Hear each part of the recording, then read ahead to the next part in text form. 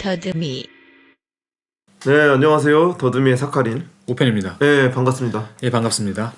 먼저 이제 청취자분들한테 새해 복 인사를 드려야죠. 네. 네, 새해 복 많이 받으시고 또 이제 저희 더듬이 2022년 1회를 들어주셔서 감사합니다. 네, 모두 진짜 새해 복 많이 받으시고 2022년에는 좋은 일만 가득하기를 진심으로 기원해드리겠습니다. 오펜 씨, 뭐 이게 새해 소망 같은 거 한번 비셨나요? 새해 소망, 저는 뭔가 이게 2019년, 아니 2020년에서 21년 넘어갈 때는 네. 이제 뭔가 코로나에 좀 지쳤는데 제발 끝나라 해서 약간 희망적인 느낌이 있었는데 이제 2022년 넘어오면서 느낀 게 아직도 하고 있어. 별 생각이 없어요. 그냥 또 가겠지. 그래서 뭐 약간 약간은 뭐- 우울하기도 한데 오. 그냥 뭐 좋은 걸로 따지자면은 뭐 너무 헛바람 들진 않아서 좀 약간 세상 만사에 약간 초연해진 느낌. 초연해진 느낌으로 좀 살고 있습니다. 네. 그러는 것도 좋죠. 바이브라는 게 꼭 새해 때 항상 다짐하는 사람들이 맞아. 헛바람이 들면 걱정이. 작심삼일이라고 원래. 저도 이제 작심삼일로 이제 원래 새해 첫날 러닝 계획 세웠다가 벌써 이제 안 했어요? 그냥 이제 간혹 하는. 제가 듣긴 했거든요. 1월 1일에 러닝을 갔다 왔다고. 러닝을 갔다 오고 나서 그 이후로 이제 한동안 또 한참 놀다가 다시 좀 하면서 건강을 많이 챙겨야죠. 사카린 씨는 뭐 1월이 아니지. 사카린 씨는 새해 다짐 같은 거 뭐 있어요? 저도 그러니까 작년에 좀 구체적으로 세웠었거든요. 근데 올해는 오히려 이렇게 큰 추천하죠. 다짐보다는 좀 더 굵직굵직하게 그냥 계획은 머릿속에 있는 거죠. 뭐 하고 뭐 했으면 좋겠다. 올해 말에 어떻게 하고 중순쯤에 대략 어떤 활동을 해야겠다라는 생각을 하고 있죠. 그거 외에는 이렇게 아직 디테일한 건 없는데 뭐 이런 거 있잖아요. 예를 들면 술 안 마시고 사교성 늘리기. 그렇지. 약간 디테일한 부분을 좀 근데 제가 최근에 뭐 이 미라니 알죠, 가수. 네. 미라니 그분이 어디 뭐 유튜브에 나왔나? 뭐 그런데 그분이 이제 게임 방송에 나온 거예요.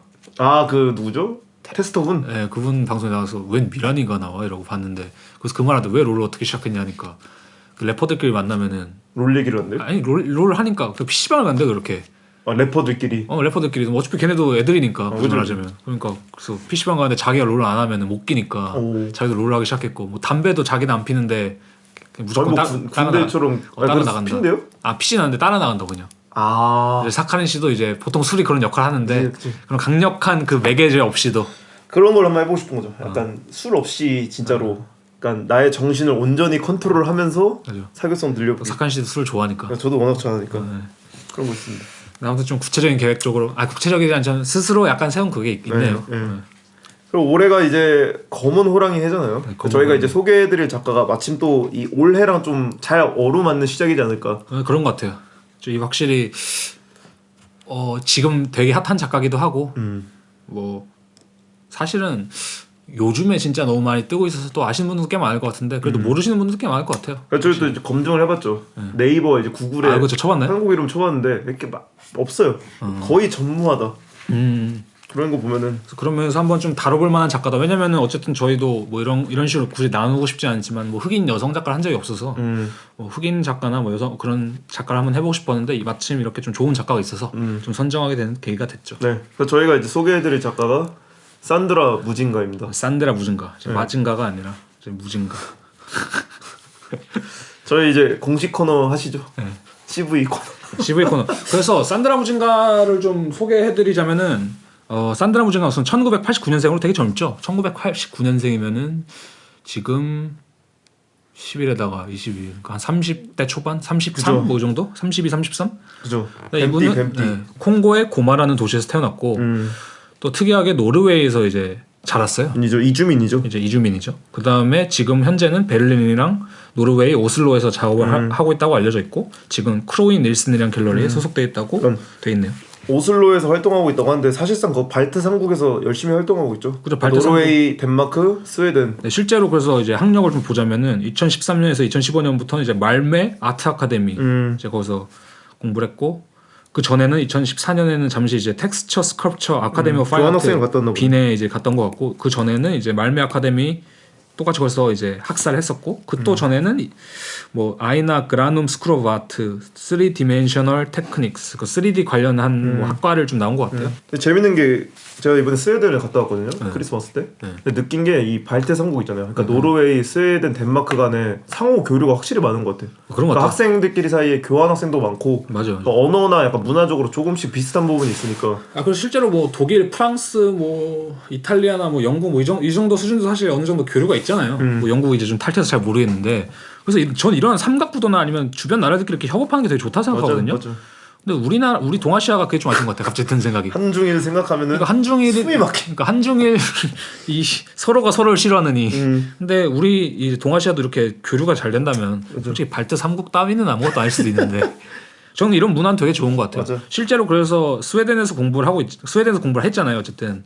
근데 노르웨이에서 태어나서 스웨덴 공부하고 뭐 그래서 보면은 활동 범위가 덴마크에서 되게 많이 하고 뭐 스웨덴에서 되게 많이 하고 여기서 이제 많이 활동을 한 걸로 알려져 있는데 그래서 실제로 더듬이에서 다룬 작가 중에 거의 처음인 것 같아요. 이 발트 삼국에서 그렇죠. 이게 뭐라 본 기지를 가지고 있는. 그렇죠. 지금까지 생각한 작가들 보면은 뭐 대부분 독일, 미국 작가, 뭐 영국 작가 뭐 이런 그 식이니까 수준이니까. 뭐 프랑스 작가 뭐 아직 이 발트 3국 그러니까 이쪽 미학도 보면은 특유의 미학이 있어. 특유의 미학이 있어요. 확실히 조금 더 정적인 느낌도 있고. 저는 개인적으로 좋아하는 미학이에요. 사카린 씨는 이쪽 미학을 굳이 말하자면 어떤 느낌인 것 같아요? 제가 보기에 이 나라를 가봤잖아요. 이 나라가 재밌던 게 그러니까 집이나 어쨌든 전통적인 가옥은 되게 낡았어요. 근데 거기 안에 있는 칫솔이나 그 안에 전동 면도기 같은 건 초고급이에요. 원래 핀란드도 그렇고 뭐 예를 들면 이케아도 이제 스웨덴 거고 이러죠. 그런 게 보통 인테리어 되게 유명하잖아. 그러니까 테크닉은 엄청 발달했는데 그 테크닉을 보강하고 있는 인테리어는 굉장히 전통적이에요. 맞아. 그래서 그 이질적인 게 있거든요. 그래서 실제로 예술도 좀 비슷한 것 같아. 맞아. 내가 볼 때 완전히 무슨 미국처럼 자본의 끝을 달리는 그 느낌이 느낌도 아닌데 기술은 되게 좋은데 어떤 그 파인아트의 순수함은 좀 유지하고 있다. 맞아. 보지만 느낌 하자면. 있죠. 그래서 실제로 이제 뭐 전시 공간 같은 것도 뭐 사진으로 보거나 이러면은 되게 깔끔한 공간 되게 많고 좀 좋은 것 같아요. 저도 그래서 기회가 되면 한번 가서 뭐 공부를 해보던가 아니면 전시를 해보던가 뭐 레지던시 했으면 레지던시 가고 교환학생 싶고 같은 것도 한번 신청하셔도 좋을 것 같고. 아니면 전 개인적으로 약간 나중에는 뭔가 그런 데서 살아보고 싶은 욕망이 저랑 좀 잘 맞을 것 같은? 저는 이번에 그 뭐죠 스톡홀름도 갔다 오고 잠깐 그리고 코펜하겐도 갔다 왔잖아요. 개인적으로 스톡홀름이 되게 인상 깊었어요. 왜요? 그러니까 주거 형태가 그러니까 주거의 그 뭐라죠 건물 양식이 확 달라지는 느낌. 그 나라 덴마크에서 넘어갈 때. 코펜하겐은 그래도 조금 우리가 알고 있는 대도시의 티피컬한 도시의 느낌이 있는데 스톡홀름은 일단 딱 그 역에 들어가는 순간 건축물들이 약간 당장 미드소마 나올 것 같은 느낌 있잖아요. 되게 양식이 확실히 이게 다르구나. 영화에서 봤던 그 북유럽 스타일의 쿠키집 느낌이구나 이런 것들 있잖아요. 그런 게 재밌었던 것 같아요. 그래서 아무튼 좀 특이한 작가 같아요. 그래서 뭐 흑인 여성 작가고 콩고에서 태어났는데 뭐 북유럽에서 활동을 하고 또 되게 지금 베를린에서 활동도 하고 있고 이제 작업을 뭐 설명해드리겠지만 또 보통 우리가 흑인 작가에서는 많이 볼 수 없었던 미학을 쓰는 것 같기도 하고. 그래서 간단히 좀 이제 커리어를 좀 말씀드리자면은 보면은 이제 89년생이잖아요. 근데 2011년부터 사실 본격적으로 좀 활동을 했거든요. 2011년 뭐 12년 정도부터. 그래서 스웨덴 말메를 중심을 좀 활동을 시작했는데 되게 젊은 나이에 전시를 엄청 많이 했더라고요. 예를 들자면은 2011년부터 2015년까지 27개 정도의 전시를 했어요.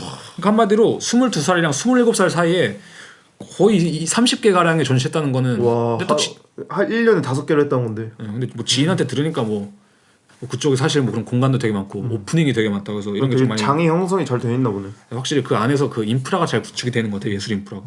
그래서 이제 뭐 아까 말씀드린 것처럼 스웨덴에서 활동을 시작했고 그다음부터 이제 한 2016년부터 사실 이제 독일로 넘어오고 뭐 이러면서 점점 좀 세계적으로 좀 알려지는 작가가 되지 않았나. 그래서 예를 들자면 이제 실제로 모마 이제 미국에 있는 모마의 그룹전에 2022년 예정이 되어 있는 전시가 있고 2021년에는 함부르크 바노베에서 이제 내셔널 프라이스라고 그렇죠. 요번에 걸 봤죠. 실제로 저희가 소개했던 썽띠우랑 같이 그렇죠. 후보로 있었다가 후보가 됐었는데 이번에 수상을 했고 그러니까 1등을 한 거죠. 그리고 이제 율리아 슈토색이라고 하면 이제 비디오 아트를 컬렉팅하는 그런 컬렉터인데 되게 유명한 거기도 소장이 돼 있고 뭐 수상 경력은 뭐 셀 수 없이 많은 것 같고. 그렇죠. 그다음 2018년에는 아트바젤에서 뭐 섹시즘 인 더 아트월드라는 이제 그 토크쇼 뭐 이벤트에도 참여를 했다고 그러니까 했어요. 시국인 만큼 이런 식의 다양한 행사에도 많이 참여하고 그래서 아티스트 토크라든지 그래서 사실 커리어로 봤을 때는 이제 시작인 것 같아요. 산드라 무증가. 맞아. 그러니까 더 잘 나가기 전에 이제 미리 더듬이가 한번 근데 그러기에 벌써 함부르크 바노프의 이 내셔널 프라이스를 탔으니 근데 내가 볼 때는 시작인 것 같아 아직. 그렇죠. 네. 예를 들면 뭐 그런 거 있잖아요. 내셔널 프라이스 역대 수상자들을 보면은 이 사람들이 대부분 다 한 따까리 하는 작가들 있잖아요. 그렇죠. 저희가 소개했던 안네이모프도 그렇고. 맞아. 그리고 아그니스카 폴스카. 그 역대 라인업으로 꼽히는 게 이제 그 카타리나 고르스 있던 라인업이거든요. 아 거기 장난 아니던데. 그때가 올라프 엘리아슨, 양콥스키, 그다음 마이클 크레본가 그렇게 있고 이제 카타리나 고르스인데 그 사진이 이제 다 젊었을 때 넷이서 찍은 건데 이게 좀 감회가 새롭더라고. 약간 역사가 돼버린. 역사가 돼버린. NBA나 뭐 스포츠도 그런 거 있잖아요. 역대급 드래프트. 올스타전. 예를 들자면 뭐 르브론 제임스가 나왔던 그 해가 르브론 제임스, 뭐 카멜로 앤서니, 뭐 걸출한 스타들이 엄청 많이 나오는 해거든요. 뭐 그런 식으로 코비 브라이언트가 있던 애도 뭐 코비 브라이언트, 스티븐 내시 이런 식으로 엄청 많이 나온 건데 그래서 내셔널 프라이스도 앞으로 어떻게 향후가 될지 그래서 실제로 썬투에서 지금 잘 나가 있고 2022년에 이제 산드라 무진거가 여기서 이제 개인전을 하게 되니까 어떻게 할지 좀 궁금하네요. 그죠. 거기서 이게 약간 좀 분수령 아니면 분수령이 될 수도 있겠죠. 네, 맞아. 네, 그래서 산드라 무진가의 초창기 작업부터 좀 얘기를 해보는 게 좋을 것 같아요. 네. 산드라 무진가의 이제 홈페이지를 보면 가장 첫 번째 이렇게 공식적으로 나와 있는 작업이 2011년에 했던 작업이에요. 그 작업을 보면은 재밌는 게 단순한 하얀 뒷배경 영상에 산드라 무진가 본인이 등장을 하거든요. 근데 좀 포토샵으로 해서 과하게 약간 좀 더 검게 만든 상태로 알 수 없는 좀 메아리를 이렇게 외치고 있거든요. 무슨 노래 같은 거죠. 네, 막 이렇게 노래 흥얼거렸다가 막 이렇게 소리를 약간 지르고 하다가 근데 그런 작업에서 이제 조금씩 다음 작업으로 넘어갔을 때 등장하는 게 자기 주변의 사람들이 조금씩 등장하더라고요. 그러니까 자기가 알고 있는 흑인 모델 친구들이라든지 아니면 심지어 이렇게 친오빠가 등장하거나 아니면 뭐 차를 타고 있는 지나가는 자기가 나오거나 이런 초창기 작업들에서 재밌는 거는 저희가 이제 컴퓨터 미디어를 영상을 틀면은 화질이 안 좋거나 아니면 CG 효과가 들어갔을 때 그 화면이 이렇게 깨지는 부분들 있잖아요. 네. 근데 그거를 자기 자신을 이렇게 투입을 해서 자신의 이미지와 함께 약간 깨지는 식으로 나오더라고요. 자기뿐만 아니라 이렇게 친구들이나 그 오빠가 등장하는 부분도 보면 이제 뒷배경이 계속 바뀌어요. 그냥 이렇게 흰색일 때도 있지만 그냥 약간 픽셀 화면이 등장할 때도 있고 아니면은 그 바다 생물이 이렇게 뒤에서 지나가는 장면도 있고 그러니까 이것들을 보면 이렇게 사람이 어떤 미디어를 연구를 할 때 자기 자신을 먼저 이렇게 등장하는 작가들이 있잖아요. 그죠. 그러니까 그런 식으로 좀 초창기 작업이 그러니까 내가 나를 이렇게 바라보기 위해서 이렇게 연구하는 느낌이 이렇게 있는 거죠. 확실한 거는 그러니까 이거를 약간 함축시켜서 말하면 그렇게 말할 수 있을 것 같아요. 확실히 산드라 무진가의 이 관심사는 디지털 매체와 어떤 그 흑인으로서의 정체성이 분명히 존재한다. 이걸 볼 수 있는 것 같아요. 예를 들자면 어쨌든 간에 이게 한두 살. 그죠. 초창기 작업이라는 게 사실 우리가 그때 옛날에 그린 글을 한번 생각해 보면은 무조건 자기 얘기를 시작하거든요. 그죠. 무조건 내가 느낀 거 있잖아요. 내가 느낀 거 이런 거 얘기하는데 뭐 정체성에 대한 고민도 있을 거고 확실히 노르웨이에서 뭐 흑인으로 산다는 건 분명히 그런 생각이 들 거란 말이죠. 심리적으로 봤을 땐 그런 것도 분석이 가능할 것 같아요. 그러니까 나 스스로를 미디어에 등장시키고 그리고 거기에 이제 음악들도 같이 하잖아요. 그러니까 산드라 무진가가 DJ도 활동하는 것처럼. 근데 그 음악들도 보면은 그 멜로디가 하나부터 끝까지 이어가는 음악이 아니라 되게 이렇게 지지직거리고 약간 파괴되고 그러고 있거든요. 그러니까 정체성에 대한 혼란이 있는 그런 거 같기도 하죠. 그러니까 어떤 식으로 보면은 그리고 당연히 이제 초창기 20살 때 작업이면 그런 작업으로 시작할 수밖에 없지만 맞아요. 이 작업들이 지금 저희가 최근에 한 작업들을 소개할 때 맥락적으로 봤을 때 이게 뿌리가 되는 작업들이잖아요. 그래서 확실한 건 그건 거죠. 첫 번째로는 진짜 아까 말한 것처럼 디지털적인 매체를 탐구하는 작가고 두 번째로는 이 흑인의 정체성을 어떻게 보면 탐구하는 작가일 수 있다. 이게 단순히 뭐 흑인의 정체성이 아니라 모두 인간 자체가 가지고 있는 뭐 정체성에 대한 작업이라고 볼 수도 있을 것 같아요. 과거에는 진짜 말 그대로 자기 자신을 초상화로 표현을 했다면 그러니까 지금은 좀 더 자기를 그렇죠. 바로 찍어서 더 강하게 깨트릴 수 있잖아요. 그래서 좀 조망하는 위치죠. 그죠. 그러니까 CG를 입힐 수도 있고 그런 식의 이제 초창기 작업들이 있었던 거죠. 그래서 실제로 저가 좀 다음에 얘기하고 싶은 건 이제 정체성이라는 맥락인데 산드라 무진가가 스스로의 작업을 표현하거나 아니면 자신의 관심사를 표현할 때 폴리바디라는 말을 되게 많이 쓰더라고요. 근데 이제 폴리바디가 뭐냐 이걸 봤을 때 폴리가 이제 그리스어로 많음을 뜻하는 거고 우리가 뭐 폴리곤 이제 뭐 다면체 이렇게 말할 때 폴리곤이라고 말하잖아요. 그래서 폴리바디는 한마디로 뭐 다중신체 뭐 이 정도로 해석할 수 있을 것 같은데 이게 약간 이제 무진가가 생각하는 혹은 뭐 저도 이건 동의해요. 현대 사회가 가지고 있는 이 정체성의 형태라고 생각하거든요. 그러니까 옛날에는 우리가 단순히 정체성을 뭐 흑인이다, 백인이다, 그죠. 뭐 아프리카인이다, 뭐 콩고인이다, 한국인이다, 중국인이다 이렇게 나눌 수 있었는데 솔직히 요즘에 이제 그런 구분이 되게 무의미하잖아요, 어떻게 보면. 그죠. 그러니까 지금도 선거철이라서 좀 말하고자 하는 건 뭐냐면은 선거철에도 보면 요즘에 MZ 세대 요즘 많이 쓰는 말, MZ 세대 뭐 2030 이런 얘기를 많이 하는데 정치 컨설턴트 분이 뭐 이런 말을 하시더라고요. 그게 좀 확실히 와닿는 말이었었는데 뭐 5, 60대, 뭐 60대 이상 분들은 뭐 어떤 보수 쪽을 거의 완전 보수 쪽인데 왜 뭐 전쟁이라든지 뭐 어떤 그런 공통된 어떤 뭐 역사가 존재하고 또 4, 50대 분들은 뭐 우리가 4, 50대 아닌가 50대, 60대인가 이제는 뭐 그런 분들은 이제 운동권 뭐 이제 그죠. 민주화를 이뤄낸 뭐 이런 그런 시대에 살았다는 어떤 또 이제 집합이 있는데 지금 2030 세대는 딱히 그런 이렇게 정치적인 그쵸. 어떤 이데올로기가 없죠. 그러니까 다 다른 거야 애들이. 맞아요. 한마디로 이것을 하나로 묶을 수 있는 집합이 없다고 말을 하더라고요. 맞아요. 그래서 실제로 뭐 이번 선거에서 중요한 게 이 2030의 마음을 잡는 것이 표심이 항상 움직일 수 있는 표심이 언제나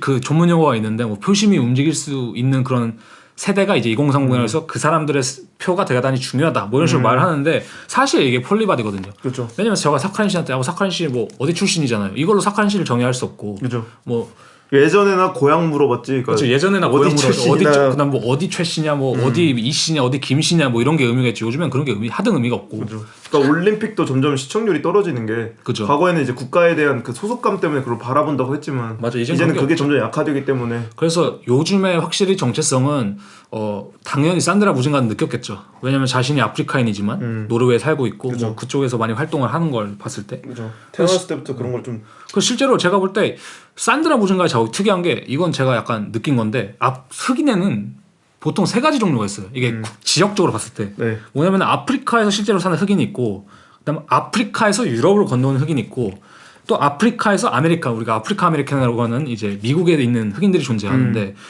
제 생각에 산드라 무진가의 작업이 특이한 게 이 세 가지를 잘 섞어내는 작업 같거든요. 사실은 뭐 아프리카 흑인이 가지고 있는 토속적인 그 맥락도 있으면서 맞아. 그러니까 콩고의 약간 전통 의상이라든지 그 다음에 유럽에 사는 아프리카인이 가지고 있는 유럽 특유의 세련됨, 그죠. 그 파인아트나 이제 이 예술의 맥락에서의 좀 본인이 세련됨. 그러니까 아프리카 흑인으로서 네, 그렇죠. 그러니까 유럽 살고 유럽 있는 살고 있기 때문에. 그죠. 그리고 미국에 살고 있는 흑인들이 가지고 있는 어떠한 뭐랄까 팝적인 것 팝적인 거 그런 면들을 좀 세 가지를 좀 동시에 갖추고 있어서 사실 어떤 의미에서는 뭐 되게 좋은 흑인 작업을 하고 있다. 그러니까 어떻게 보면 이게 굉장히 자연스러운 현상이죠. 그러니까 누구나 지금 MTV를 보고 그죠. 그러니까 당연히 미국 문화를 인스타그램 받아들이고 하고 있고. 유튜브 하고 그죠. 그런 면에서 이제 산드라 무진가의 이 폴리바디란 말이 잘 어울리는 것 같은데 그래서 저는 뭐 무진가 작업의 되게 기본적인 틀을 좀 정리하자면 흑인의 정체성과 현대의 신체성을 좀 섞은 작업이라고 표현하고 싶거든요. 네. 그래서 흑인의 정체성에 대해서 좀 말을 해보자면은 저는 첫 번째로 이제 영국의 사회학자 폴 길로이라는 사람이 있어요. 네. 그래서 이분도 흑인분인데 이제 이분이 쓴 책 중에 블랙 아틀란틱 모더니티 앤 더블 컨셔스니스라고 이제 검은 대서양이라는 책이 있거든요. 검은 대서양 뭐 현대성과 뭐 이중 의식 뭐 이런 식으로 간단히 번역을 할 수 있을 것 같은데 네.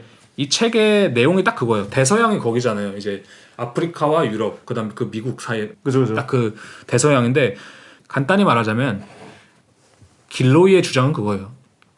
이 시대의 흑인의 정체성은 단순히 그 사람이 어디서 태어났거나 아니면 굳이 말하자면 아프리카에서 기인하지 않는다. 한마디로 이 국지적인 환경에서 기인하지 않는다. 이 아프리카의 그 정체성을 어떻게 찾아야 되느냐에 대해서 이 사람은 아틀란틱이라는 초국가적인 단위로 그것을 바라볼 것을 제시하거든요.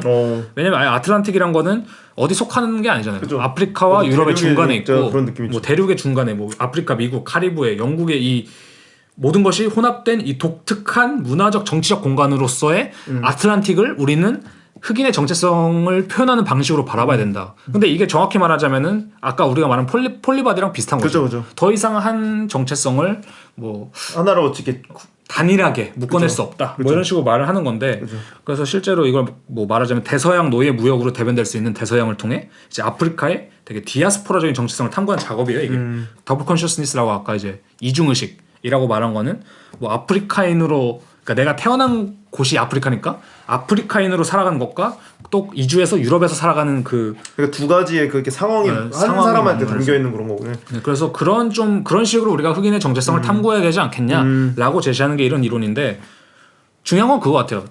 여기서 중요한 단어는 제가 볼 때는 초국가적인 프레임 안에서 우리가 어떤 정체성을 탐구해야 되는 시기가 왔다. 그러니까 뭐 사실 저희도 이제 유학을 나와 있는 신세잖아요. 어떻게 보면은. 그죠. 그런 입장에서 우리도 다 모든 유학생들은 그런 생각을 하잖아. 한국적인 게 뭘까? 그러니까 왜냐면 내가 여기에 왔으면은 뭔가 구분되는 게 있어야 되는 거냐. 사실은 이게 뭐 너무 뭐 내가 여기다 김치로 작업할 필요는 없지만 어쨌든 그런 게 좀. 작업하는 분이 있었죠. 근데 그럴 필요. 양유 작가님도 김치 갖다 놨어요 그 전시에. 아 그래요? 켈른 전시에 있었어요. 몰라 못 봤어요? 몰랐어요. 그게 있었는데 근데 이게 양혜교 작가님도 그럴 수 있다는 거야. 왜냐면은 폴리바디의 세대가 MZ 세대가 아니잖아. 양혜교 세대가. 그죠. 양혜교 작가님 세대가. 그죠. 근데 그런 걸 봤을 때 이 시대는 뭐 이렇게 바라봐야 된다를 제안하는 건데 그래서 우리도 사실은 비슷한 우리가 완전히 그 산드라 무진가 입장에서 생각할 수는 없지만 우리도 되게 좀 비슷한 맥락에서 생각했을 때 어느 정도 있어. 좀 미나리스러운 게 있을 수도 있고. 미나리스러운. 저희가 뭐 오펜 씨는 좀 더 외국 생활이 길었잖아요. 그러니까 오펜 씨가 아마도 조금 더 산드라 무진가와 조금 더 밀접하게 뭔가 생각할 수 있는 부분이 있지 않을까 라는 생각도 드는데. 저는 확실히 그건 있는 것 같아요. 미나리도 솔직히 말하면 이게 그 이민 1세대 얘기잖아요. 근데 이민 2세대들은 그런 게 또 다르죠. 거거든. 그러니까 여기 이제 독일에 있는 터키 1세대 이민자와 2세대 그리고 지금이 이제 3, 4세대라고 하거든요. 이게 지금 젊은 청년들이. 근데 그 청년들은 거의 이제 터키에 대한 문화는 거의 12에서 20%밖에 안 남아 있고 그죠. 거의 반 독일인을 넘어서니까 거의 독일인이라고 한대요. 그래서 그런 걸로 봤을 때 생김새나 뭐 이 사람의 가족이 어디 출신이냐로 분명히 판단할 수 없는 시대가 온 거니까 저는 이게 되게 중요한 거다 생각해요. 왜냐면은 요즘 시대 우리가 MZ세대 갈등 뭐 이런 식으로 말할 때 가장 중요한 게 그거거든요. 얘는 왜 이렇게 어디에 소속감이란 게 없고 충성심이란 게 없고 보통 이게 약간 그 표현된 특징이잖아. 그죠. 뭐 회사에서도 그냥 뭐 퇴사 빨리 해버리고 뭐 이직하고 그죠. 막 이런 식으로 뭐 워라벨 추구하고. 근데 이게 약간 확실히 이 프레임이 바뀌어야 되는 시기가 온 거죠. 더 이상 이제 우리가 흔히 말하는 갈라치기로 가서는 안 되는 그 시대가 오고 있다는 걸 반증하는 건데. 근데 산드라 무진가는 확실히 이 부분을 포인트를 잡고 그러니까 자기가 어쨌든 흑인이라는 그 뿌리에 대한 연구와 동시에 이 혼란성을 이렇게 이중적으로 다루고 있는 거 맞는 것 같아요. 맞아요. 그러니까 이 폴리바디란 것도 중요한 게 뭐냐면은 이거를 뭐 말로 하는 건 쉽지. 근데 이것을 예술적으로 어떤 맞아. 형식으로 풀어내는 게 중요한데 폴리바디란 것은 사실 형상적인 거죠. 유형적이잖아. 폴리바디가 다중 신체든 모든 간에. 그런 걸 봤을 때 확실히 무진가는 이 정체성이란 것을 그냥 이 단순히 뭐 말로 하기보다는 어쨌든 자신만의 좀 포인트가 있는 거죠. 아까 말한 것처럼 그래서 디지털 뭐 작업을 할 때 그것을 뭐 깨뜨리기도 하고 뭐 아니면 중첩시키기도 하고 뭐 이런 맥락이 사실 이런 폴리바디를 다루는 디아스포라적인 현대 정체성을 다루는 그녀의 미학적인 방법이죠. 재밌는 게 그 오펜 씨도 예전에 알아주실 텐데 그 판게아 이동설 있잖아요. 네, 아프리카와 이제 유럽 대륙이 갈라지기 이전에는 이게 하나의 다 같은 대륙이었다고 네. 이렇게 하는 게 그런 판게아 이론인데 이런 거를 가지고 이제 흑인 쪽 그 연구자들도 하는 말들이 있더라고요. 그러니까 우리는 한 땅에 살던 다 같은 존재인데 그것이 그냥 역사의 그러니까 시간의 흐름에 따라 이렇게 찢어졌을 뿐이지. 그러니까 우리의 원래적인 그 뭐지 원존의 대륙으로 가면 우린 다 같은 한 대륙의 초국가적인 출신이다. 그죠. 라고 이야기를 하더라고요.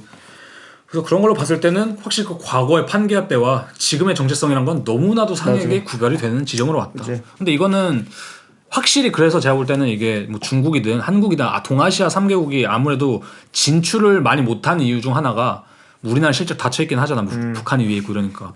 그런 것 중 하나가 이 폴리바디의 개념을 사실 이해하기 되게 어려운 나라들 같아요. 맞아. 일본도 내수 시장이 되게 정체성이 세고 중국도 뭐 중화 사상이 있고 우리나라도 사실 그 이민자나 그런 거에 되게 열려있는 나라는 아니잖아. 그죠. 그런 거 봤을 때 이 이론이 사실 들어오긴 되게 힘들죠. 그죠.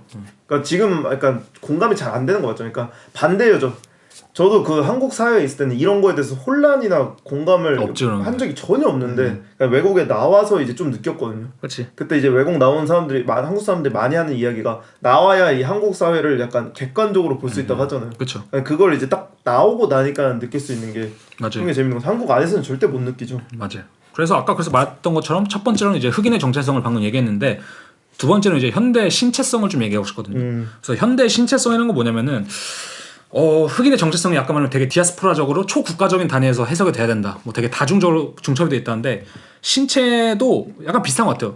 이 정체성을 끌고 가는 방식이 이제 신체성이라고 생각하는데 아까 그래서 이제 초창기 작업 얘기했을 때 분명히 어떤 신체라든지 뭐 초상화라든지 맞아. 이런 거에 대해 관심이 많은 것 같다. 그리고 막 이렇게 몸짓도 보면은 자기 얼굴 이렇게 만지는 걸 많이 하거든요. 그러니까 뭐라 그러지? 그러니까 자기 얼굴을 이렇게 더듬잖아요. 그러니까 내가 누군지 이렇게 확인하는 느낌이죠. 그러니까 신체를. 맞아요. 그래서 예를 들자면은 이게 흑인의 입장에서는 이게 더 두드러질 것 같은데 왜냐면 흑인의 몸이란 게 사실 되게 육감적이잖아요. 어떻게 보면은 뭐 운동 선수들도 되게 많고 우리가 흔히 뭐 말근육이다.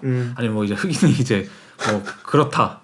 과거에 그것도 있잖아요. 그러니까 예전에 그 아프리카 노예 무역할 때, 그러니까 어떤 여성이었죠? 그 이름이 생각이 안 나는데 굉장히 큰 엉덩이와 가슴을 갖고 있어서 납치돼가지고 끌려다니는 거 기억나세요? 서커스로? 맞아. 이런 그런 부분도 있었잖아요. 그래서 실제로 흑인한테는 이런 신체성도 되게 두드러지기 때문에 확실히 신체 쪽으로 많이 간 것 같은데 그래서 실제로 아메리칸 팝스타들도 그렇고. 그죠. 홀텐스 슈필러라는 이제 학자가 이제 그녀의 텍스트에서 노예 무역의 맥락에서 되게 포획된 몸이라는 용어를 만들었고 특히 과도하게 성적으로 묘사된 흑인 여성의 신체에 관심을 되게 가졌다. 뭐 이런 식으로 쓴 책도 있는 것처럼 어떻게 보면 이 정체성이란 걸 풀어내기 위해서 신체성을 이제 도입하기 맞아요. 시작한 건데 외형이 좋든 그죠. 근데 그게 신기한 거죠. 사실 흑인이 신체성이 되게 두드러짐에도 불구하고 이 시대는 되게 어떻게 보면은 이 파편화된 시대고 뭐 아무튼 여러 가지 맥락이 존재한다. 뭐 이런 식으로 가져가기 때문에 계속 이중성이 있는 거네요. 이중성이 있는 거죠. 그래서 뭐 이런 말도 하더라고요. 나는 온라인 상태일 때 폴리바디로 존재한다. 그렇다면 나는 여러 수준에 존재하는 것이다. 거기에서 나는 복잡성을 허용할 수 있다. 텔레마케터로 일하면서 나는 이렇게 말했었다. 안녕하세요. 산드라 무진가인입니다. 그랬더니 산드라 요한센이라고 했을 때는 다른 대답이 돌아왔다. 사람들은 내 노르웨이어를 칭찬했다. 내 목소리는 내 얼굴과 사람들에게 일치하지 않는다. 당신이 보는 것은 그것이 아니다. 그러니까 이게 뭐냐면은 어떤 이 파편화된 정체성이나 맞아요.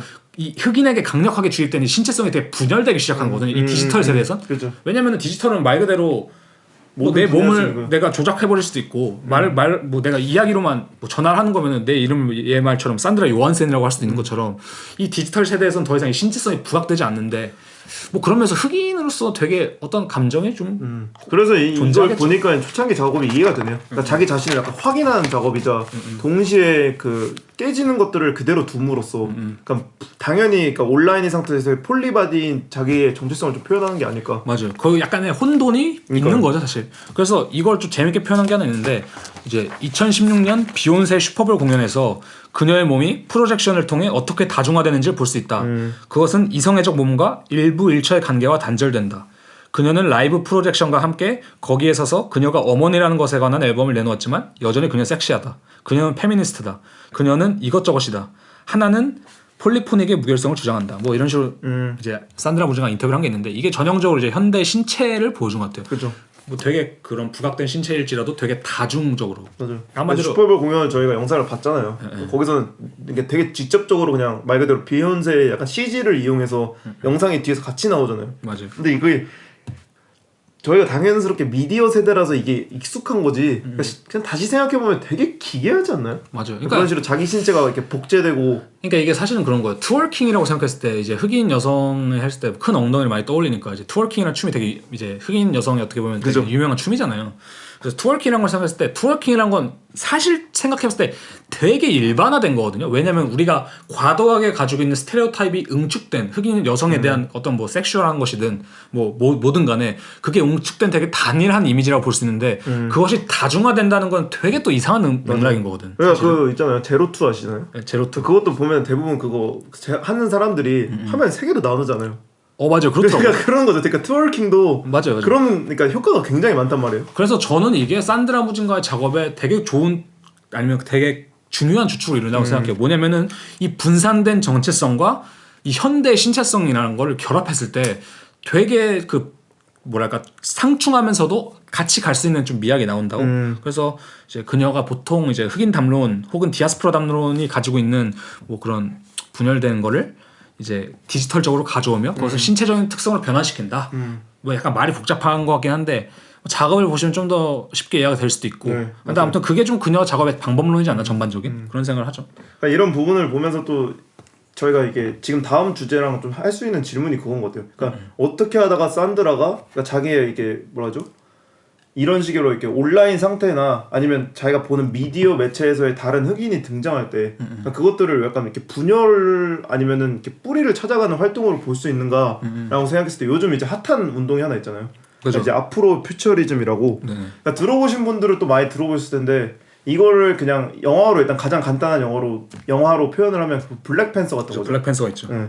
이 앞으로 퓨처리즘이 사실 그 1993년에 이제 마크 데리라는 학자가 자신 에세이인 이제 블랙 투 더 퓨처라는 거기서 이제 처음 사용한 용어거든요. 그러니까 이 앞으로 퓨처리즘이 아프리카의 이제 미래주의를 의미하는 건데 이게 보면 이제 역사나 현실이나 이런 미래들을 통틀어서 아프리카의 이제 문화를 발전시키기 위해서 이제 새로운 이야기를 약간 창조하는 거거든요. 그죠. 그러니까 아프리카 기존의 전통적인 문화와 그리고 현대 미술, 그러니까 미래 사회의 이제 기술들을 결합시켜가지고 이렇게 새로운 역사나 새로운 문화를 창조하는 느낌? 그죠. 그런 것들이 이제 앞으로 퓨처리즘인데 이것들이 어떻게 보면 이제 SF 판타지의 하나의 이제 기류 같은 거죠. 그죠. 요즘에는 뭐 사실 블랙팬서 기반으로 해서 되게 흑인을 중점으로 미래적으로 이제 약간 재해석하는 게 많이 나오는데 뭐 사실 그럴 수 있는 이유 중 하나가 첫 번째는 좀 참신하잖아요. 왜냐면 간단히 말하면 그만큼 흑인은 그런 쪽에서 많이 억눌려 있었던 존재니까. 맞아. 예를 들자면 뭐 아시안도 그럴 수는 있겠지만. 맞아요. 그래서 실제로 뭐 아프로퓨처리즘의 특성 중 하나가 이제 뭐 굳이 말하자면 백인들의 과학에 되게 일방적으로 지배를 당하는 건 미개한 그게 아니라 오히려 아프리카 흑인이 주도적으로 현대 문화의 최첨단에서 뭔가 미래를 이끌어가는 건데 맞아. 뭐 사이보그나 이런 걸 통해 가지고 그런 거 봤을 때 예를 들면 그런 걸 좀 택할 수 있을 것 같아요. 뭐 그중 흑인이 아니더라도 어떤 옛날에 영화 보면은 뭐 정글에 가는 영화 뭐 그런 거 맞죠? 뭐 이제 인디아나 존스 이런 것처럼. 근데 거기서의 보통 영화들은 거기서 이제 등장한 원주민이나 흑인들은 다 미개하게 나오잖아. 무조건. 맞아. 똑같이 나오고. 근데 요즘에 그 기류가 거의 전복이 된 거죠. 맞아. 이제 백인들이 이제 좀 더 이제 뒤에 있고 흑인들이 좀 더 앞에 가고 굳이 말하자면 이제 그래서 뭐 젠더가 아니라 이제 그 인종의 움직임도 좀 있는 건데. 그러니까 기존의 그런 디아스포라적인 운동을 발판 삼아가지고, 그러니까 흑인의 정체성이 이때까지는 뭔가 약간 미개한 인종이라든지 아니면 뭔가 사회 하층 민족의 인종으로 계속 취급받아 왔으니까 그죠. 이런 식의 지금 디지털 매체를 이용해서 신체성도 전복시킬 수 있는 사회에서 이 역사를 전복하기 위해 그러니까 디지털 문화나 아니면 SF 소설이라든지 그러니까 이런 것들과 그러니까 맞닿아서 발생한 게 이제 앞으로 퓨처링인 거거든요. 그러니까 저는 근데 확실히 재밌는 게 왜 근데 흑인들이 앞으로 퓨처리즘이랑 운동을 할 수 있을까에 대해서 좀 해봤는데 할 수 있을까? 왜 그 백인은 뭐 원래 하고 있었고 예를 들자면 뭐 아시아인은 굳이 안 하잖아 그런 걸. 예를 들자면 우리나라는 뭐 기껏해야 뭐 굳이 말하면 뭐 승리호 정도인데 뭐 그걸 이제 퓨처리즘은 아시안 아니지. 퓨처리즘이라고 하기 좀 애매하죠. 그러니까 퓨처리즘이 아니지. 그건 사실은 뭐 어떤 사이버가 등장은 또 아니고. 근데 왜 그럴까 생각해봤는데 이제 마크 대리랑 아까 말씀하신 이제 그 학자분이 네. 똑같이 말한 게 그거잖아. 아프리카계 미국인의 문화의 중심에는 아프로퓨처리즘이 있다. 지워진 과거를 되찾고 그 과거를 바탕으로 미래를 창조하는 것이 핵심이다. 그러니까 제가 생각했을 때 중요한 거는 이 흑인들에게는 분명 뭐 제가 흑인이 아니라서 이걸 정확히 지적을 못하겠지만 흑인들은 굳이 말하자면 뭐 이집트인에 비해서 뭐 아시아인에 비해서 아니면 백인에 비해서 대단히 지워진 역사, 맞아. 기록되지 않은 역사가 많은 민족이거든요. 맞아요. 실제로 뭐 식민지가 되기도 했고 그 전에 뭐 좀 미개했을 수도 있고 예를 들자면 뭐 그냥 문화의 발전에 있어서 그런 거 봤을 때 되게 어떤 공백기가 되게 있는 문화라고 볼 수 있을 것 같은데 맞아. 많이 파괴가 되기도 했고 그런 면에서 사실 그들이 기댈 수 있는 게 미래적인 측면이 많지 않을까라는 생각이 좀 들었어요. 저는. 맞아. 그다음에 블랙팬서도 보면은 뭐 과거를 추적하긴 하거든요. 예를 들자면 저도 블랙팬서를 제대로 보진 않았는데 그 간단한 클립을 몇 개 봤을 때 뭐 블랙팬서의 무기라고 해야 되나? 그런 거를 어디서 뭐 구하냐면 어떤 박물관의 유물에서 구해요. 그러니까 한마디로 이게 되게 깊은 역사적인 맥락이 있다기보다는 미학적으로 따오는 느낌이 강하다고 해야 될까? 뭐 예를 들면 블랙팬서 수트 같은 걸 보면은 그냥 동물의 이빨로 된 목걸이 뭐 이런 걸 차용해서 하고 뭐 이제 거기서 한 제규어 같은 걸 사용해서 하는데 그런 걸 봤을 때 흑인들이 과거를 전유하는 방식은 분명히 예를 들면 우리나라가 역사를 전유하는 방식은 아니거든요. 왜냐면 우리나라 역사 얘기하면 피 터지잖아요. 그죠? 사실. 아직도 지금 풀리지 않는 난제가 너무 뭐 전두환 뭐 박정희 근현대사부터 해서 과거 이제 뭐 이승만 이순신 뭐 유관순 뭐표 김구가 어땠냐 뭐 그 전에 또 이 사람이 어땠냐 뭐 그 전에 우리나라가 뭐 잘했냐 민비황후가 어떻냐 만약 이런 과거의 문제가 너무나도 많고 근데 그런 것들을 이제 가능케 하는 이유가 그런 지워지지 않았기 때문에 지워지지 않은 그러니까 역사가 사료들이 너무 있기 때문에 그거에 대한 논쟁이 우리는 있는 아직 거지만 과거도 해결을 못했는데 어떻게 미래를 상상할 수 있냐라는 거예요. 제가 말하는 거는. 맞아. 근데 흑인들은 그 과거를 상상할 수 있는 방법이 오직 미래를 통해서라고밖에 생각이 안 되거든요. 제 생각에는. 맞아요. 여기 마크 대리가 이제 비슷한 말을 한 게 그거였던 것 같아요. 그러니까 흑인이 이주민적인 경험에서 자기 재현적인 뿌리를 찾기 위해서 할 수 있는 게 이런 SF라든지 아니면 과학 소설에서 그러니까 합법성을 찾는 거예요. 맞아요. 그러니까 어떻게 보면은 이 뿌리 없는 것에 대한 환상을 만들어내기 위한 이렇게 현실 도피일 수도 있고 아니면 요즘 같이 그런 이렇게 과학적으로나 아니면은 새로운 미디어로 만들어내는 콘텐츠 자체가 그냥 기존에 있던 역사는 현실보다 힘이 센 경우도 많잖아요. 그죠. 그렇기 때문에 앞으로 퓨처리즘이 대형 뭐 기획사라든지 뭐 영화 제작사를 만났을 때 지금같이 이제 블랙팬서처럼 이렇게 크게 히트를 치는 경우도 있는 것 같고. 제 생각에는 실제로 이걸 약간 여성의 입장에서 또 바라본다면 여성도 비슷한 맥락을 생각해요. 여성도 지워진 과거 혹은 기록되지 않은 과거가 대단히 많잖아요, 사실. 그죠. 그런 의미에서 아무래도 미래를 지향하는 움직임이 그거랑 연결이 될 수도 있겠다. 맞아. 뭐 제가 생각했을 때 물론 이제 그럼에도 불구하고 흑인 학자든 뭐 여성 학자든 과거 여성이 어떻게 살았는가 뭐 그런 거라든지 흑인들도 어떻게 사는지 이런 걸 조사한 사람이 되게 많지만 실제로 그래서 아까 폴 길로이라는 학자도 비판을 받는 부분이 너는 아프리카의 정체성을 너무 초국가적인 단위에서만 보려고 한다. 왜냐면 그들도 그 뿌리가 있고 아프리카의 문화는 왜 배제되어야 되냐? 아프리카인인데 얘를 굳이 말하자면. 근데 그런 비판도 있긴 한데 근데 결론적으로 어쨌든 이게 앞으로 퓨처리즘이라는 걸로 좀 재현이 되고 있으니까. 그러니까 이게 어떻게 보면 지금 약간 그 사람들이 그러니까 이미지적으로 보여줄 수 있는 가장 쉬운 방법인 것 같기도 해요. 그죠. 그러니까 그 사료들을 어쨌든 찾아나가는 일은 누군가 하고 있겠죠. 그러니까 이거를 조금 약간 좀 없는 비유로 말하자면 그런 것 같아요.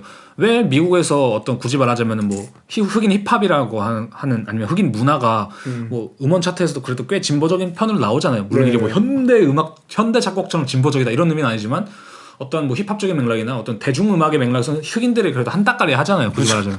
근데 내 생각엔 그 이유가 그거야. 뭐 로켓이라 해야 될까? 뭐 솟아 올라가는 거에 비유를 하자면은 뿌리가 깊으면 깊을수록 올라가기가 힘들어요. 오. 근데 이게 굳이 말하면 근본이 없으니까 더 올라가기 쉬운 맞아. 거지 내 생각에는. 맞아. 근데 이거 그러니까 제가 어제도 그래서 저희가 약간 정리하면서 말했던 게 그거잖아요. 우리는 아시아인으로서 흑인을 절대 이해할 수 없을 것 같다. 왜냐면 너무 역사가 달라요. 맞아. 사실은. 그러니까 우리도 어쨌든 한국도 식민지 경험이 있지만, 그러니까 근데 우리는 고조선까지 어쨌든 국사를 통해서 배우잖아요. 그렇죠. 근데 흑인 예를 들면 뭐 아프로 아메리칸이라고 하잖아요. 그러니까 이주민, 그러니까 그 사람들이 자기네 학교를 갔을 때, 뭐 미션 스쿨이든 학교를 갔을 때 거기서 흑인의 역사를 배울 것 같진 않거든요. 오히려 아메리카 역사를 배우지 않나요? 그러니까 오픈 씨가 학교 생활을 해봤잖아요. 그러니까 어떻게 세계사를 배울 때, 이렇게 세계사도 저도 한국에서 세계사도 근데 보통은 그냥 포괄적인 거 배우잖아요. 유럽 위주죠. 그죠? 그러니까 세계 1차 대전, 2차 대전이라든지. 아프리카 제대로 배울 수 없는 것 같은데. 그러니까요. 아프리카를 배우려면 대학에 가서 아프리카 학과를 들어가야 될 것 같은데 오히려. 그러니까 그런 느낌인 거잖아요. 그렇지 않고선 배우기 힘들지 않을까? 근데 저희는 이제 반면에 이제 한국에서는 그래도 국사나 근현대사를 따로 과목으로 배우잖아요. 그죠. 근데 이제 흑인들이 어쨌든 아프리카계에 있는 아프리카인들 흑인들이 어떤 교육을 받는지 잘 모르지만 그러니까. 그 사람들이 과연 이제 역사적으로 어떤 뿌리를 이렇게 찾는 과정이 있을까 지금? 그래서 제가 볼 땐 산드라 무쟁어도 이런 정체성에 좀 더 천착할 수 있는 이유가 그거 같아요. 뭐냐면은 뭐 우리가 흔히 뭐 영화 같은 거 보면 그러잖아요. 막 자신의 삶에 대한 미스테리를 가지고 있는 주인공 있잖아. 뭐 기억을 잃어버렸다든가 아니면 자신의 유년기가 어땠는지 모르겠는데 뭐 부모님이 뭔가 너는 다리에서 사실 주워내라고 했을 때 그런 주인공들은 언제나 뿌리를 찾기 위해서 되게 노력하잖아요. 맞아. 막 추적하고. 맞아. 뭐 본 시리즈도 사실 보면은 잃어버린 기억을 찾기 위해서 되게 노력을 하고. 맞아. 근데 그런 걸 봤을 때 역설적으로 흑인이 가지고 있는 그런 뿌리에 대한 열망 그리고 자신의 정체성에 대한 열망이 이 시대에서는 역설적으로 미래적인 그 SF의 가능성으로 좀 발현되고 있는 게 아닐까? 좀 이런 생각이 들긴 했네요. 네. 그러니까 앞으로 퓨처리즘을 생각하면 제가 이제 몇몇 작가를 찾아봤는데 재밌던 게 이제 순라라고 하는 이제 재즈 가수가 있어요. 근데 이분이 그 1914년 출생이라 이제 꽤 오래전 사람인데 그러니까 이 사람은 이제 자기가 20 몇 살까지 기존 사용하던 이름을 버리고 순라로 이제 개명을 해서 그걸 이제 재즈 가수 이름으로 쓰고 있는데 그러니까 자기가 항상 주장하는 게 자기는 토성에서 왔다. 근데 이거를 분석하는 게 그거더라고요. 그러니까 그 당시 1914년부터 시작했어 역사를 보면은 그때 더 인종차별 정책이 심했을 거란 말이에요. 그러니까 뭐 저희가 히든 피규어스 영화도 봤잖아요. 그러니까 흑인과 백인은 컬러드라고 해야 되나요?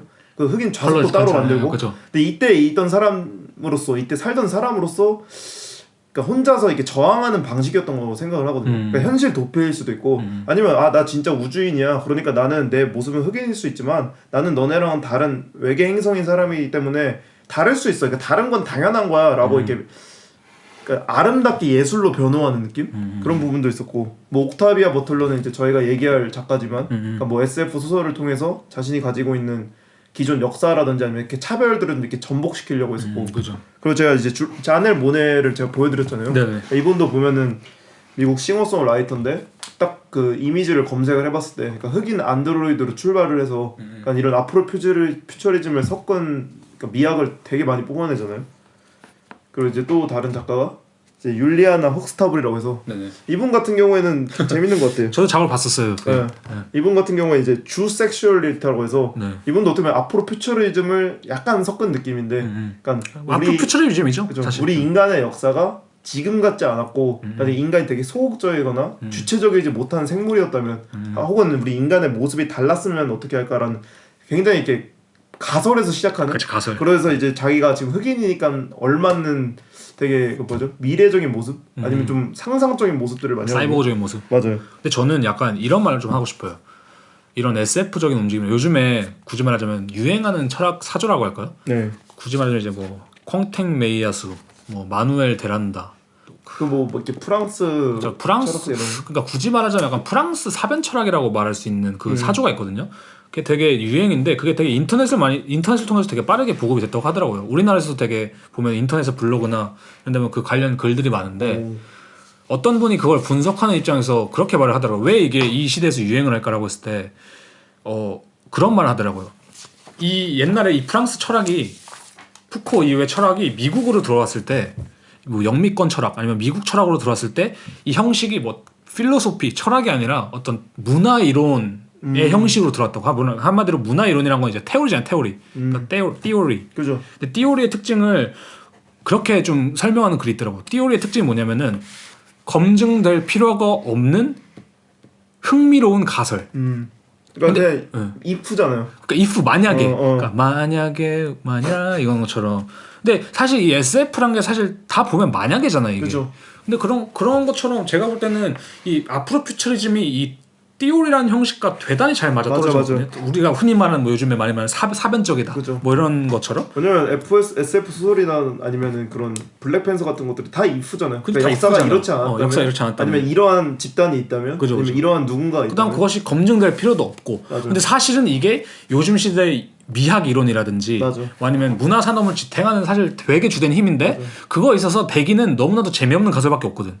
이미 다 나왔거나. 맞아. 만약에 로봇이 등장하면 어떨까 이러면 그거 아놀드 슈왈제네거잖아. 그런 컨텐츠가 이미 너무 많기 때문에 오히려 지금 상태에서 갑자기 뿌리를 못 찾던 흑인들이 이렇게 전복할 수 있는 기회가 된 거죠. 그다음에 그거예요. 백인 문화는 우리가 흔히 말하는 백인 문화는 검증이 되는 게 너무 많아. 맞아. 우리나라도 그렇고. 맞아. 우리나라가 역사가 많은 나라, 과거가 아직까지 기록이 잘 된 나라는 맞아. 검증이 될 수 있는 게 너무 많아. 근데 이런 문화들, 흑인 문화라든지 이런 거는 검증이 될 수가 없어. 맞아. 쉽게 말하자면. 그렇기 때문에 이 SF적으로 도약하고 하기 쉬운 발판 있지 않나.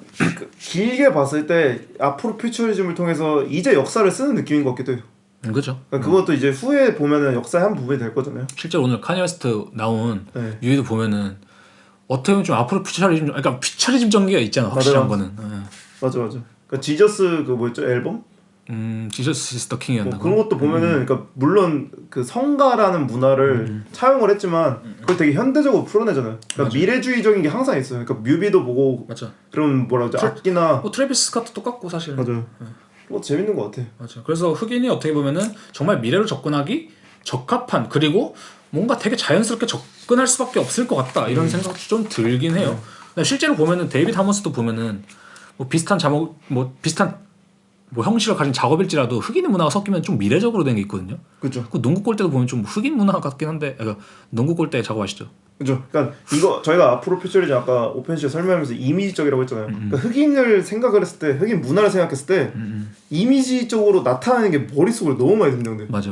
그 저희가 뭐 아까 오면서 듀렉도 얘기했잖아요. 그러니까 듀렉이라든지 아니면 농구 저지라든지. 그죠. 그러니까 NBA 자체가 약간 흑인 문화가 돼버린 느낌. 맞아요. 그러니까 당연히 이제 농구 골대 그 스트릿. 재밌는 게 그거네. 지금도 이번에 새 그 영화가 나왔는데 이번에 르브론 제임스 나왔는데 스페이스잼 아시죠?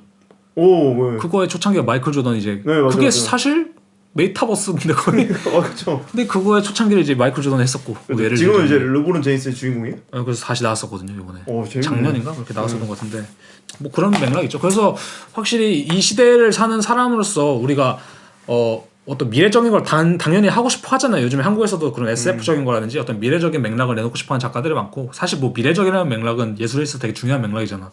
근데 그거를 생각했을 때 이걸 흑인의 SF가 이런 식으로 이루어지고 있다라는 그 메커니즘을 이해하는 게 같은 건 아니죠. 다른 아시아인으로서는 나는 절대 저렇게 할 수 없겠구나. 뭐 이런 맥락도 있겠지만 그럼 아시아인은 과거가 존재하는 민족은 어떻게 풀어나갈 수 있을까? 아니면은 실제로 아시아인은 되게 센 과거가 존재하지만서도 그 뭐랄까 현대 담론에 중요한 역할을 하고 있지는 않잖아요. 그 담론들이 뭐 철학이라든지 뭐 아직까지 크게 연구되진 않은 느낌이죠. 그래서 뭐 확실히 백인 문화랑 또 이게 거리가 있는데 비슷한 면도 있지만 그래서 우리가 만약에 미래적인 걸 추구한다면 어떤 방향으로 나가야 될까? 그게 그러니까 역설적으로 저희한테는 이 산드라 무진가의 작업을 통해서 조금 질문을 던질 수 있었던 것 같아요. 그러니까 산드라 무진가가 이 앞으로 퓨처리즘이나 이런 뭐라죠? 이런 컨텐츠들을 잘 끌어왔잖아요, 자기 작업으로. 그러니까 우리가 동양인으로서, 그러니까 동양 남자로서 혹은 동양 여자로서, 그러니까 아시안 사람으로서 이걸 어떻게 이렇게는 당연히 똑같이 못할 거라면. 저는 알 것 같아요. 그 생각난 게 무슨 답이 나왔나요? 아니 아시아인은 모르겠어. 근데 백인이랑 흑인은 분명했었어. 앞으로 퓨처리즘은 굳이 말하자면 저는 좀 희망적이라고 생각해요. 희망적이라기보다는 좀 뭔가 으쌰으쌰의 느낌이 있어요. 으쌰으쌰가 강하죠. 그다음 백인의 SF 무조건 아포칼립스. 근데 아시아인의 SF 미래는 뭘까? 그게 좀 저도 궁금해요. 그게 과연 우리가 여전히 그 아포칼립스나 그 앞으로 퓨처리즘 안에서 인비스를 하고 있을까? 그 뭔지 알죠? 근데 짜증나는 게 언제나 있다? 아시아인 사이버펑크화된 그 아시아 인비스 언제나 있어. 게임 같은 거 그렇고 영화에도. 그런 거 있지 않을까? 그게 오히려 이게 웃긴 게 그거라니까. 오히려 미국이나 파라사이트적인. 그러니까 외국에서 나오는 사이버펑크에는 무조건 아시아 말이 등장해. 젓가락 쓰고. 젓가락 쓰고. 왜 그럴까? 그러니까 아시아 문화를 제가 그때 막걸리 시간 통화하면서 그랬거든요. 그러니까 아시안 문화의 재밌으면서 무서운 점은 그러니까 저희 태극권 아시죠? 태극권이 어떻게 공격하는 거냐면 상대방의 공격을 받아들여요. 근데 그걸 휘감아서 반격하는 거거든요. 그러니까 아포로 퓨처리즘은 일종의 백인의 힘에 대한 다른 힘이라고 생각해요. 상상해서 만들어내는 정권 같은 거죠. 전복이니까. 근데 이제 그러니까 아시아 문화의 무서운 점은 그러니까 나도 모르게 젓가락 쓰는 게 힙해져서 쓰고 있는 거예요. 그러니까 되게 물같이 흘러들어오는 거죠. 교화라고 해야 될까? 그죠 말하시면? 교화시켜버리는 거죠. 그러니까 물처럼 흘러들어와서 뭔가 그냥 그런 생각을 해봤다. 그래서 이런 걸 좀 생각해보는 게 되게 중요할 것 같아요. 왜냐면은 사실 SF라고 했을 때 아포칼립스 굳어진 게 많기 때문에 백인 문화 그거는 실제로 그래서 우리나라에서 작업하시는 분 중에 아포칼립스 쪽으로 많이 가는 분도 계시고 맞아. SF 하면 그게 답은 아닌 것 같다 확실히. 그리고 기존에 이제 뭐 저희가 소개할 옥타비아 버틀러라든지 아니면은 그 은레디 오코라포로라고 해서 이번에 이제 한국 언론에 좀 소개가 됐던 여성 SF 작가인데 흑인 여성 SF. 근데 그분도 말하는 게 그거더라고요. 그러니까 지금까지의 SF는 어쨌든 70년대부터 시작된 그러니까 백인들의 남성의 시점에서 만들어진 거라고 하더라고요. 그러니까 외계인이 침공하면 그걸 처치하고 영웅이 되거나 아니면 미지의 세계로 이렇게 이동하는 거 있잖아요. 그러니까 그 탐험 정신이 소위 말하는 그 아메리칸 그 사람들이 이제 그 뭐라죠? 원주민들을 약간 이렇게 그 사람들의 대륙을 약간 침략하는 했을 때가 그거였거든요. 약간 개척 정신이라고 하잖아요. 그죠, 개척. 그런 것들이 이렇게 보면은 되게 백인 남성의 그 모티브를 많이 따왔죠. 재밌네요. 확실히 모든 백인 영화, 우주 영화는 그거를 기준으로 두잖아. 모험하고. 모험이 아니라 그 행성 갈아오는 거 뭐라 하지? 테라포밍. 테라포밍을 무조건 그거 기준으로 하잖아. 근데 그게 식민지적인 거니까. 그러니까. 근데 흑인 앞으로 퓨처리즘 그런 건 거의 없는 것 같은데 내가 볼 때. 흑인 앞으로 퓨처리즘은 반대로 약간 침략을 당하고 그에 대해 약간 반격하는 느낌도 있고. 맞아요. 실제로 블랙팬서 그렇네. 그래? 거기서 약간 내가 알기로 침략당한 걸 알고 있거든요. 그리고 이제 옥타비아 버틀러의 뭐 소설도 보면 대부분 그런 내용이야. 그러니까 내가 먼저 뭔가 진취한다라기보다는 무언가 거대한 힘이 오고 그것을 받아들이는 태도나 그것을 가지고 이렇게 다루는 방식에서의 SF 전개가 일어나거든. 확실한 거는 그거였지. 블랙팬서는 앞으로 퓨처리즘 맞다. 그 다음에 뭐 마블의 모든 히어로들 뭐 그런 것들은 백인의 이제 SF가 맞는데 아시아인 SF는 아직 등장하지 않았다. 그러니까. 분명한 건 샹치는 아니다. 그게.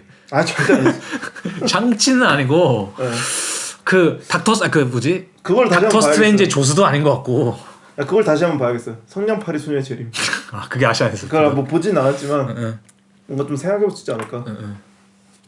그래서 아무튼간에 제가 생각했을 때 그래서 산드라 무진과 앞으로 퓨처리즘은 좀 의미가 있는 게 뭐냐면은 그러니까 실질적으로 그런 거예요. 간단히 정리하자면은 산드라 무진가는 토속적인 레퍼런스를 사용해요. 걔도. 맞아. 그러면서도 디지털적인 접근을 하는 거예요. 근데 이게 사실 되게 고유한 되게 위치거든요. 이게 뭐냐면은 어떠한 토대가 되게 아프리카적인 레퍼런스를 많이 사용하는 작가들은 보통 되게 토속적으로 해요, 작업이. 맞아.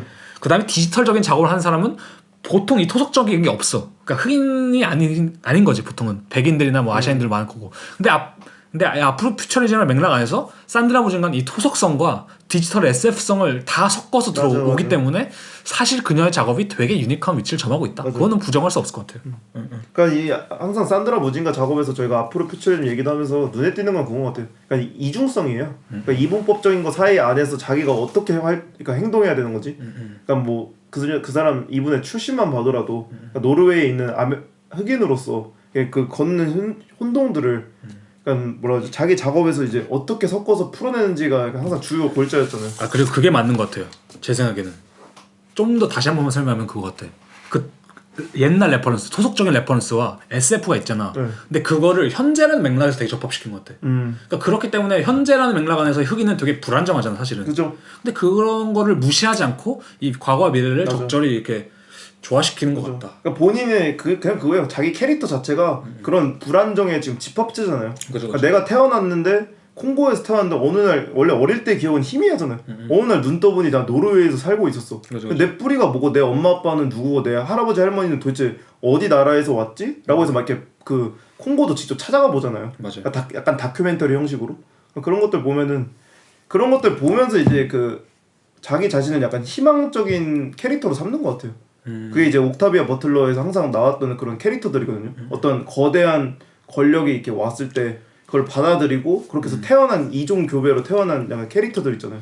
맞아. 그런 것들이 이제 무진가가 본인 자체를 약간 그런 캐릭터로 좀 이입하지 않았을까? 내가 겪은 혼동성이나 내가 겪은 이런 정체성의 혼란 자체가 희망의 불씨가 될 수 있겠다. 그러니까 그거 같아요. 내가 또 생각나는 비유가 그건데 구호적으로 봤을 때 백인들은 우리는 이랬었지라는 반성의 맥락이 세고 흑인은 우리는 앞으로 이래야 돼 맞아. 라는 맥락이 세기 때문에 전진성이 있고 그래서 난 어쨌든 난 한국인이니까 난 어떻게 해야 되지? 그러니까 이런 생각이 좀 들긴 하네요. 맞아요. 그래서 마지막에 제가 이제 가져온 것 중 하나가 이 맥락이 재밌더라고요. 이제 이거는 산드라 무진가가 말한 건 아닌데 산드라 무진가를 인터뷰한 사람이 말한 건데 이제 그 퀸의 이제 프레디 머큐리 얘기를 하면서 프레디 머큐리가 그의 시대에 그랬던 것처럼 저는 동성애자이기도 하지만 이성애자이기도 합니다. 나는 사치스럽지만 부끄럽습니다. 나는 수염이 있지만 깔끔하게 면도했습니다. 나는 모든 것을 원하고 지금을 원합니다. 누가 영원히 살고 싶습니까? 이게 누가 영원히 살고 싶다 이거는 이제 Lives Forever, Who Want to Live Forever 이제 퀸의 노래 제목이죠. 근데 이런 식으로 한 건데 이게 참 현대적인 그걸 잘 설명해준 것 같아요. 맞아요. 이게 그냥 그러니까 대부분의 사람이 가지고 있는 약간 이분법적인 걸 원초적인 걸 따지면 선과 악이라는 개념이 있잖아요. 그러니까 그것처럼 항상 내 안에 뭐라죠? 이중적인 모습 때문에 스트레스 받을 때 맞아요. 그때 약간 예술의 혼도 불타는 것 같고. 저는 보수적이지만 좀 보수이지만 진보이고 싶습니다. 그런 느낌이죠. 그렇죠.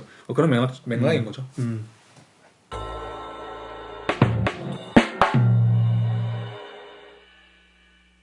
그래서 뭐 여태까지 얘기했던 거는 굳이 말하자면 이제 무진가의 작업의 좀 미학적 토대라고 할까? 그렇죠. 그 미학적 이론의 토대 그런 거 미감일 뿐 이제 본격적인 좀 산드라 무진가 작업의 내용에 대해서 좀 얘기해 보고 싶거든요. 그래서 아까 말한 것처럼 이제 뭐 정체성, 신체성 이런 거 있는데 이걸 좀 더 좀 정리해서 말해보자면 그녀의 작업의 내용은 뭐 이렇게 말할 수 있을 것 같아요. 뭐냐면 현대 사회 안에서 어떻게 우리의 몸이 기능하고 있는가 뭐 이런 표현을 좀 쓰면 적합할 것 같거든요. 제가 볼 때. 네. 그래서 예를 들자면은 저희가 옛날 토비아스 카스퍼 편했을 때도 패션, 뭐 옷 이런 걸 많이 했었잖아요. 네. 산드라 무진가도 실제로 패션이나 옷, 뭐 이런 그 옷감, 막 이런 걸 많이 다루죠. 옷감을 많이 쓰잖아요. 토비아스 카스퍼가 패션을 다루는 방식이 만약에 되게 산업을 다루고 그렇죠. 그다음 그걸 전유해야 할 어떤 대상으로 다룬다면은 무진가한테 패션, 뭐 옷이란 거는 제가 볼 때는 외부의 영향으로부터 신체를 보호하고 우리가 적응하거나 뭐 은신하기 위한 어떤 도구로서 사용. 그러니까 직접적으로 더 신체에 그냥 맞닿아 있는 그 자체인 거죠. 그죠. 신체와 되게 상호작용하는 맞아요. 그런 거죠. 그러니까 토비아스 카스퍼한테 이것은 자본과 연결된 것이었다면 산드라 무진가한테 이것은 생존 전략이다 굳이 말하자면. 그래서 저는 첫 번째 약간 이 맥락으로 보호라는 맥락을 좀 쓰고 싶거든요. 네. 이 보호라는 맥락이 뭐냐면은 실제로 무진가가 작업을 설명하는 글 중에 아프리카의 코끼리가 밀렵꾼들을 피하기 위해서 점점 야행성으로 변하는 현상을 되게 언급하는 게 있어요. 맞아요. 그래서 예를 들면 그녀에게 패션이란 것은 신체를 강조하고 장식하는 맥락이 아니라 보호를 하고 나를 뭔가 은신시키는 맥락에 가깝다. 이거 보니까 갑자기 그게 생각나네요. 카니에 웨스트가 그 마스크를 쓰는 이유가 그러니까 파파라치에 대한 보호잖아요. 그리고 실제로 색깔로도 봤을 때 검은색은 그 블랙이잖아요. 블랙이고 은신의 색깔이고 안 보이는 색깔이잖아요. 그러니까요. 그렇기 때문에 뭐 잘 녹여낸 거라고 볼 수 있겠죠.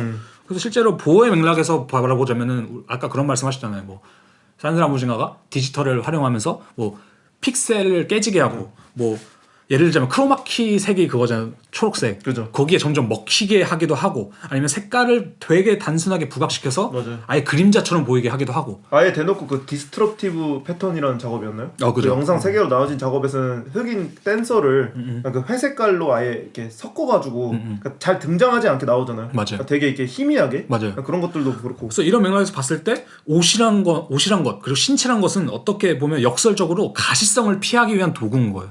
예를 들면 우리가 말하는 그 해리포터의 투명 망토처럼 맞아. 예를 들자면 그런 역설인 거지. 투명 망토가 얼마나 역설적인 옷이에요. 맞아. 망토란 거는 나를 꾸미기 위해서 아니면 날 드러내기 위해서 입는 건데 그것이 나를 감춘다는 것. 그래서 그녀는 옷이란 것을 되게 바디빌딩의 맥락으로 본다고 하더라고요. 말 그 단어 그대로의 바디를 빌딩하는. 맞아요. 그래서 실제로 그녀 뭐 제목도 보면은 뭐 아트로픽 자이언트, 위축성의 거인, 뭐 녹터널 퀸십, 야행성 친족 이런 맥락에서 봐도 이런 그 뭐랄까 보호의 맥락이 대단히 강하게 들어가 있다. 보호이자 약간 동시에 은신, 그러니까 그죠, 은신. 쓰는 느낌이기도 하고. 맞아요. 그래서 실제로 보면은 뭔가 안감과 되게 겉감이 다른 옷들도 되게 많아요. 그러니까 우리가 흔히 막 패션으로 말하면 리버서블이라고 하잖아. 맞아요, 그거를. 맞아요. 그래서 보면은 안에는 되게 그 신체의 그 살산이나 뭐 백혈구 같은 뭐 그 인체 신비전에 나올 법한 그 텍스처를 쓴 걸 넣고 밖에는 검은 색깔로 뭐 하고 진이라든지 뭐 레더라든지 이런 걸 그렇죠. 사용해서 하는데 그런 것을 봤을 때 어떤 보호의 맥락이 있다. 이런 작업에서의 초창기 비디오 영상 중에 그거 기억나시나요? 산드라 무진가가 그 청바지 옷감 앞에서 이렇게 춤추는 거 노래 부르면서 그건 잘 모르겠어. 그러면서 이제 보면 이렇게 자기가 옷감 속으로 이렇게 막 들어갈 듯이 이렇게 춤추거든요. 그게 숨는 그런 거지. 것들이 약간 이제 뭐랄까 튀어나오기 이전에 실험할 때 약간 작업들이지 않았을까? 아 그죠. 지금은 거의 영상 작업도 뭐 하긴 하지만 거의 많이 안 거의 하는 이제 것 같아요. 스컬처나 이런 이렇게 옷감 작업 많이 하잖아요. 맞아요. 그래서 이 보호의 맥락 다음에 제가 좀 말하고 싶은 건 두 번째 맥락은 적응입니다. 적응. 그래서 그녀에게 또 옷은 보호하기 위함이기도 하지만 사회에서 나를 적응시키기 위한 되게 도구인 거죠.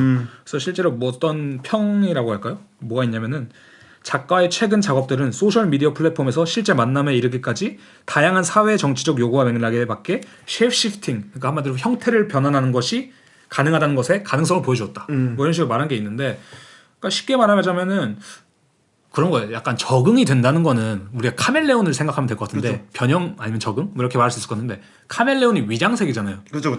근데 위장의 이 맥락이 뭐냐면 웃긴 게 뭐랄까 그걸 생각하면 될 것 같아요. 저격수 옷 있잖아. 그 길리슈트. 그래, 그죠. 길리슈트도 보면은 그냥 딱 봤을 땐 대단히 튀는 옷인데 맞아요. 그것이 어떤 환경에 가면 아예 안 보이게 되잖아. 근데 그런 게 역설이란 거죠. 뭐냐면은 가시적인 것인데 사실은 가시적이기 때문에 오히려 비가시적인 맥락으로 가는.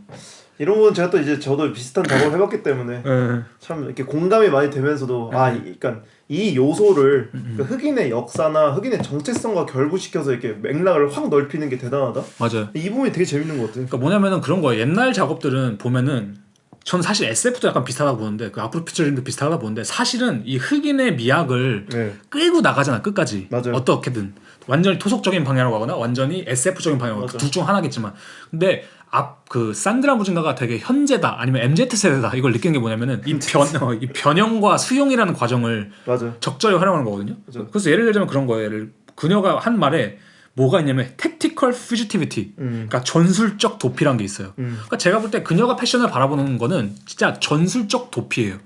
그러니까 도피라고 한다고 해서 그냥 막 도망가는 게 아니라 전술적으로 보이지 않게 도망가는 거지. 그런 게 재밌는 게 그런 거네요. 네, 어떻게 보면 어쨌든 산드라 무진가가 평소에 입고 다니는 옷 스타일도 그러니까 그 콩고에서 그 전통 의상 리퓨타 있잖아요. 그러니까 그런 식으로 입고 다니는 게 아니라 그러니까 그런 식으로 이제 안 독일에서 살다 보면은 그러니까 아프리카계 흑인들 중에서도 자신의 정체성을 세게 드러내게 입고 다니는 사람들 있잖아요. 근데 이게 꼭 그러니까 평상복을 입었다고 해서 그렇다는 게 아니라 그러니까 무진가의 지금까지 이제 캐릭터나 아니면 작업적 맥락을 봤을 때 그러니까 내가 이 사회에 어차피 적응해야 되는 것처럼 보이기 위해서 약간 은신하는 느낌? 이게 그러니까 흑인이라고 찝혀지지 않기 위해서. 이게 좋은 포인트가 뭔지 알아요? 그러니까 어쨌든 산드라 무진가 눈에 띄어 흑인이기 때문에. 그러니까요. 근데 내셔널 프라이스도 보면은 흑인이 있으니까 어쨌든 눈에 띄어. 그 다음에 이런 말하긴 그렇지만 대단히 까맣잖아요. 보면은 산드라 무진가도 되게 까만 축에 속하는 흑인이잖아. 그죠. 아니 이거는 그런 게 아니라. 네, 오케이? 근데 그녀의 옷을 보면은 아프리카적인 게 있는데, 그러니까 디자인이나 이런 게 좀 아프리카스러운 게 좀 있거든요. 있어. 그 드레스도 보면은. 근데 그 재질이라든지 전반적인 그 모델하고 하자 그 패션의 그 트렌드라든지 이런 걸 잘 따라가요. 그게 앞으로 퓨처리즘이죠. 그러니까 그게 완전 과학 아프리카적이고. 기술과 아니 그렇다고 해서 너무 미래적이지도 않다 이거야. 그렇죠. 내가 말한 거야. 그래서 이 완전히 현대에서 흑인으로서 적응한 거거든. 왜냐면 그것도 웃긴 거야. 사카린 씨가 저한테 그 흑인 패션 뭐였죠? 사브르? 사퀴르. 사퀴르. 사퓨요. 사피어 얘기를 하셨잖아요. 네. 근데 사피어 옷이 사실은 뭐 너무 이상한 옷이 아니잖아요. 외국에 있으면. 근데 그건 흑인이 아프리카에서 입고 있을 때 대단히 이상한 옷이 되는 맞아요. 거잖아. 근데 그런 걸 봤을 때 산드라 무진가는 이게 이렇게 생각해야 돼요.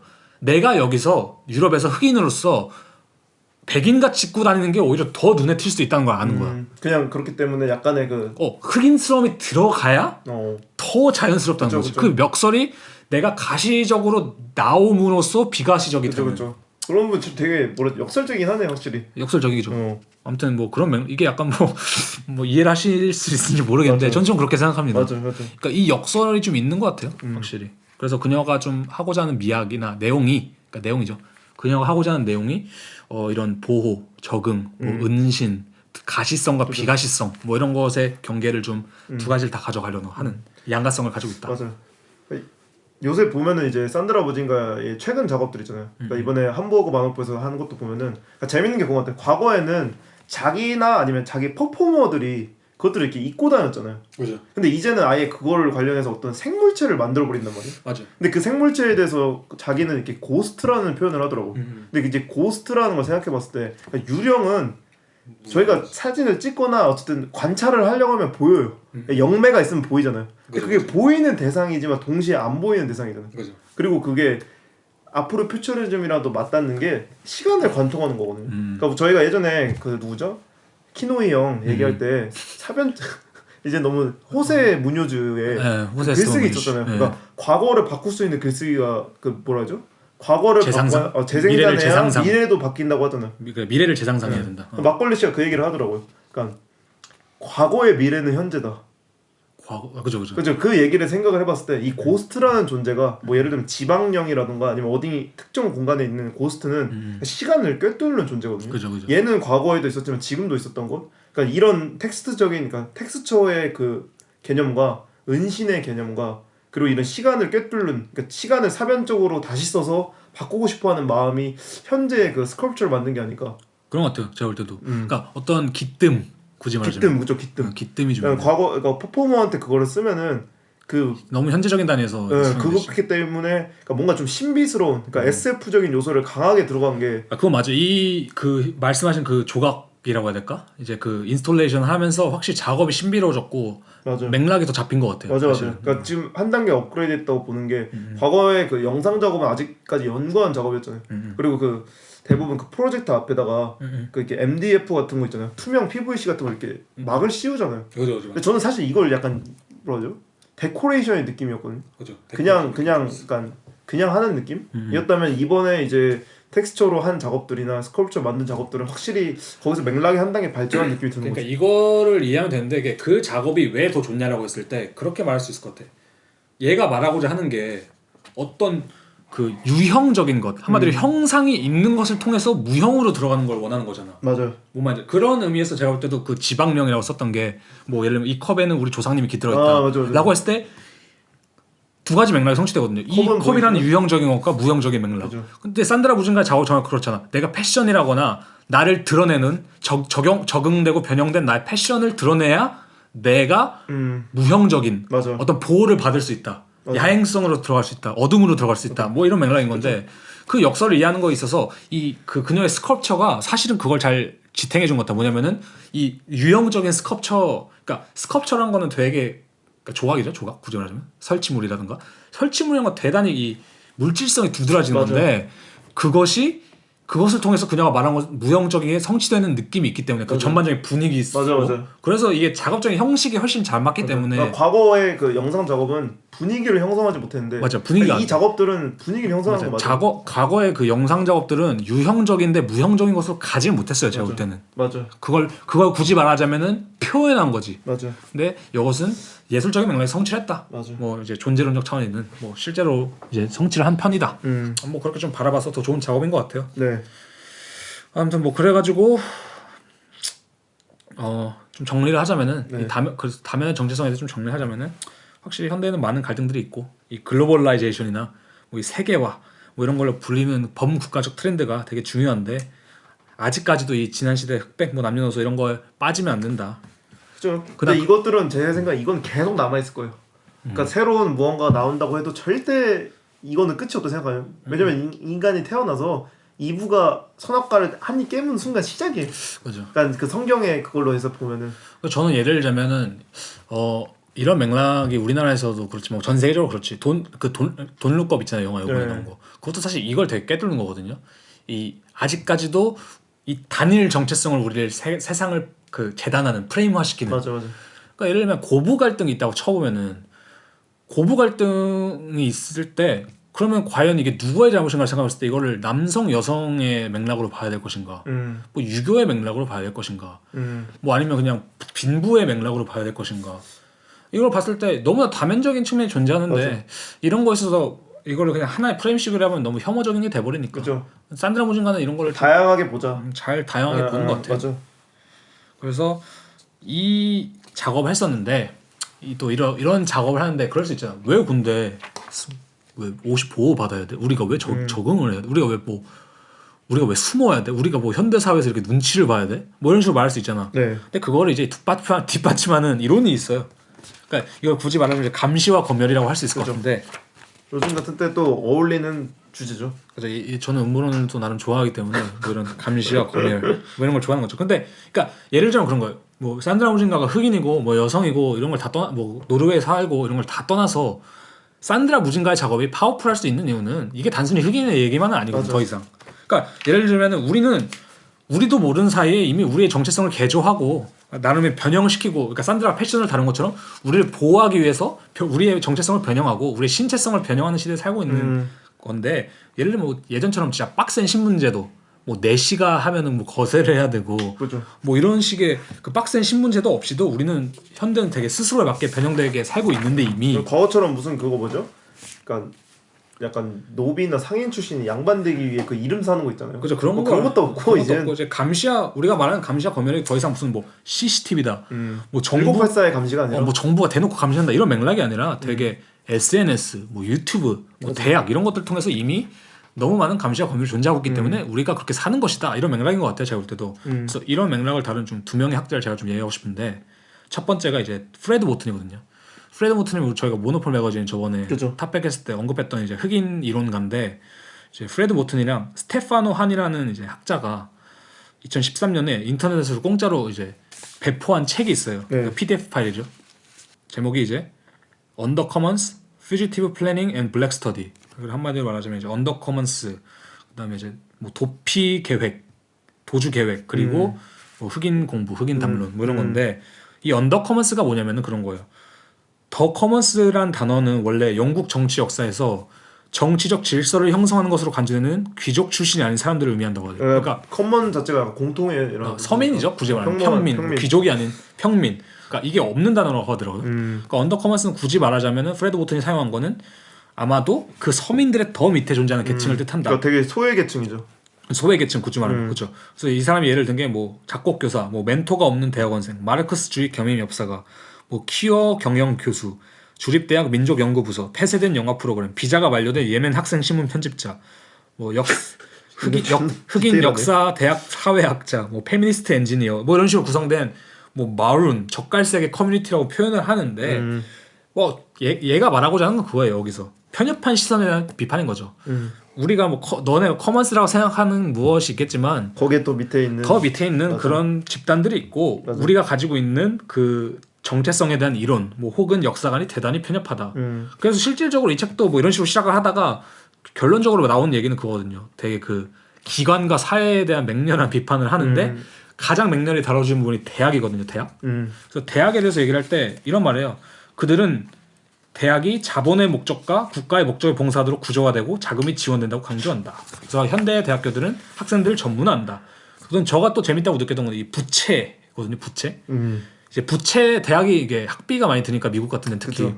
부채를 되게 사회화의 수단을 쓴다고 말하더라고요. 맞아, 예를 들면 이제 학자금 부채가 있으면 당연히 학생은 졸업 시에 내가 돈을 갚아야 되니까 맞아. 이 자본의 맥락에 따라서 이 사회 맥락에 따라서 뭐 이제 미래를 설계할 수밖에 없는데 대학 가면 대부분 이제 그러니까 돈 많은 사람들 빼고 그러니까 일반적으로 학자금 대출 받는 사람들의 목적이 그거예요. 그러니까 대학을 좋은 학점으로 졸업해서 좋은 직장에 들어가서 학자금을 갚고 노후 계획을 세우자 이건데 이게 그러니까 자본주의 경제 체제 안에서의 뭐라고 하죠?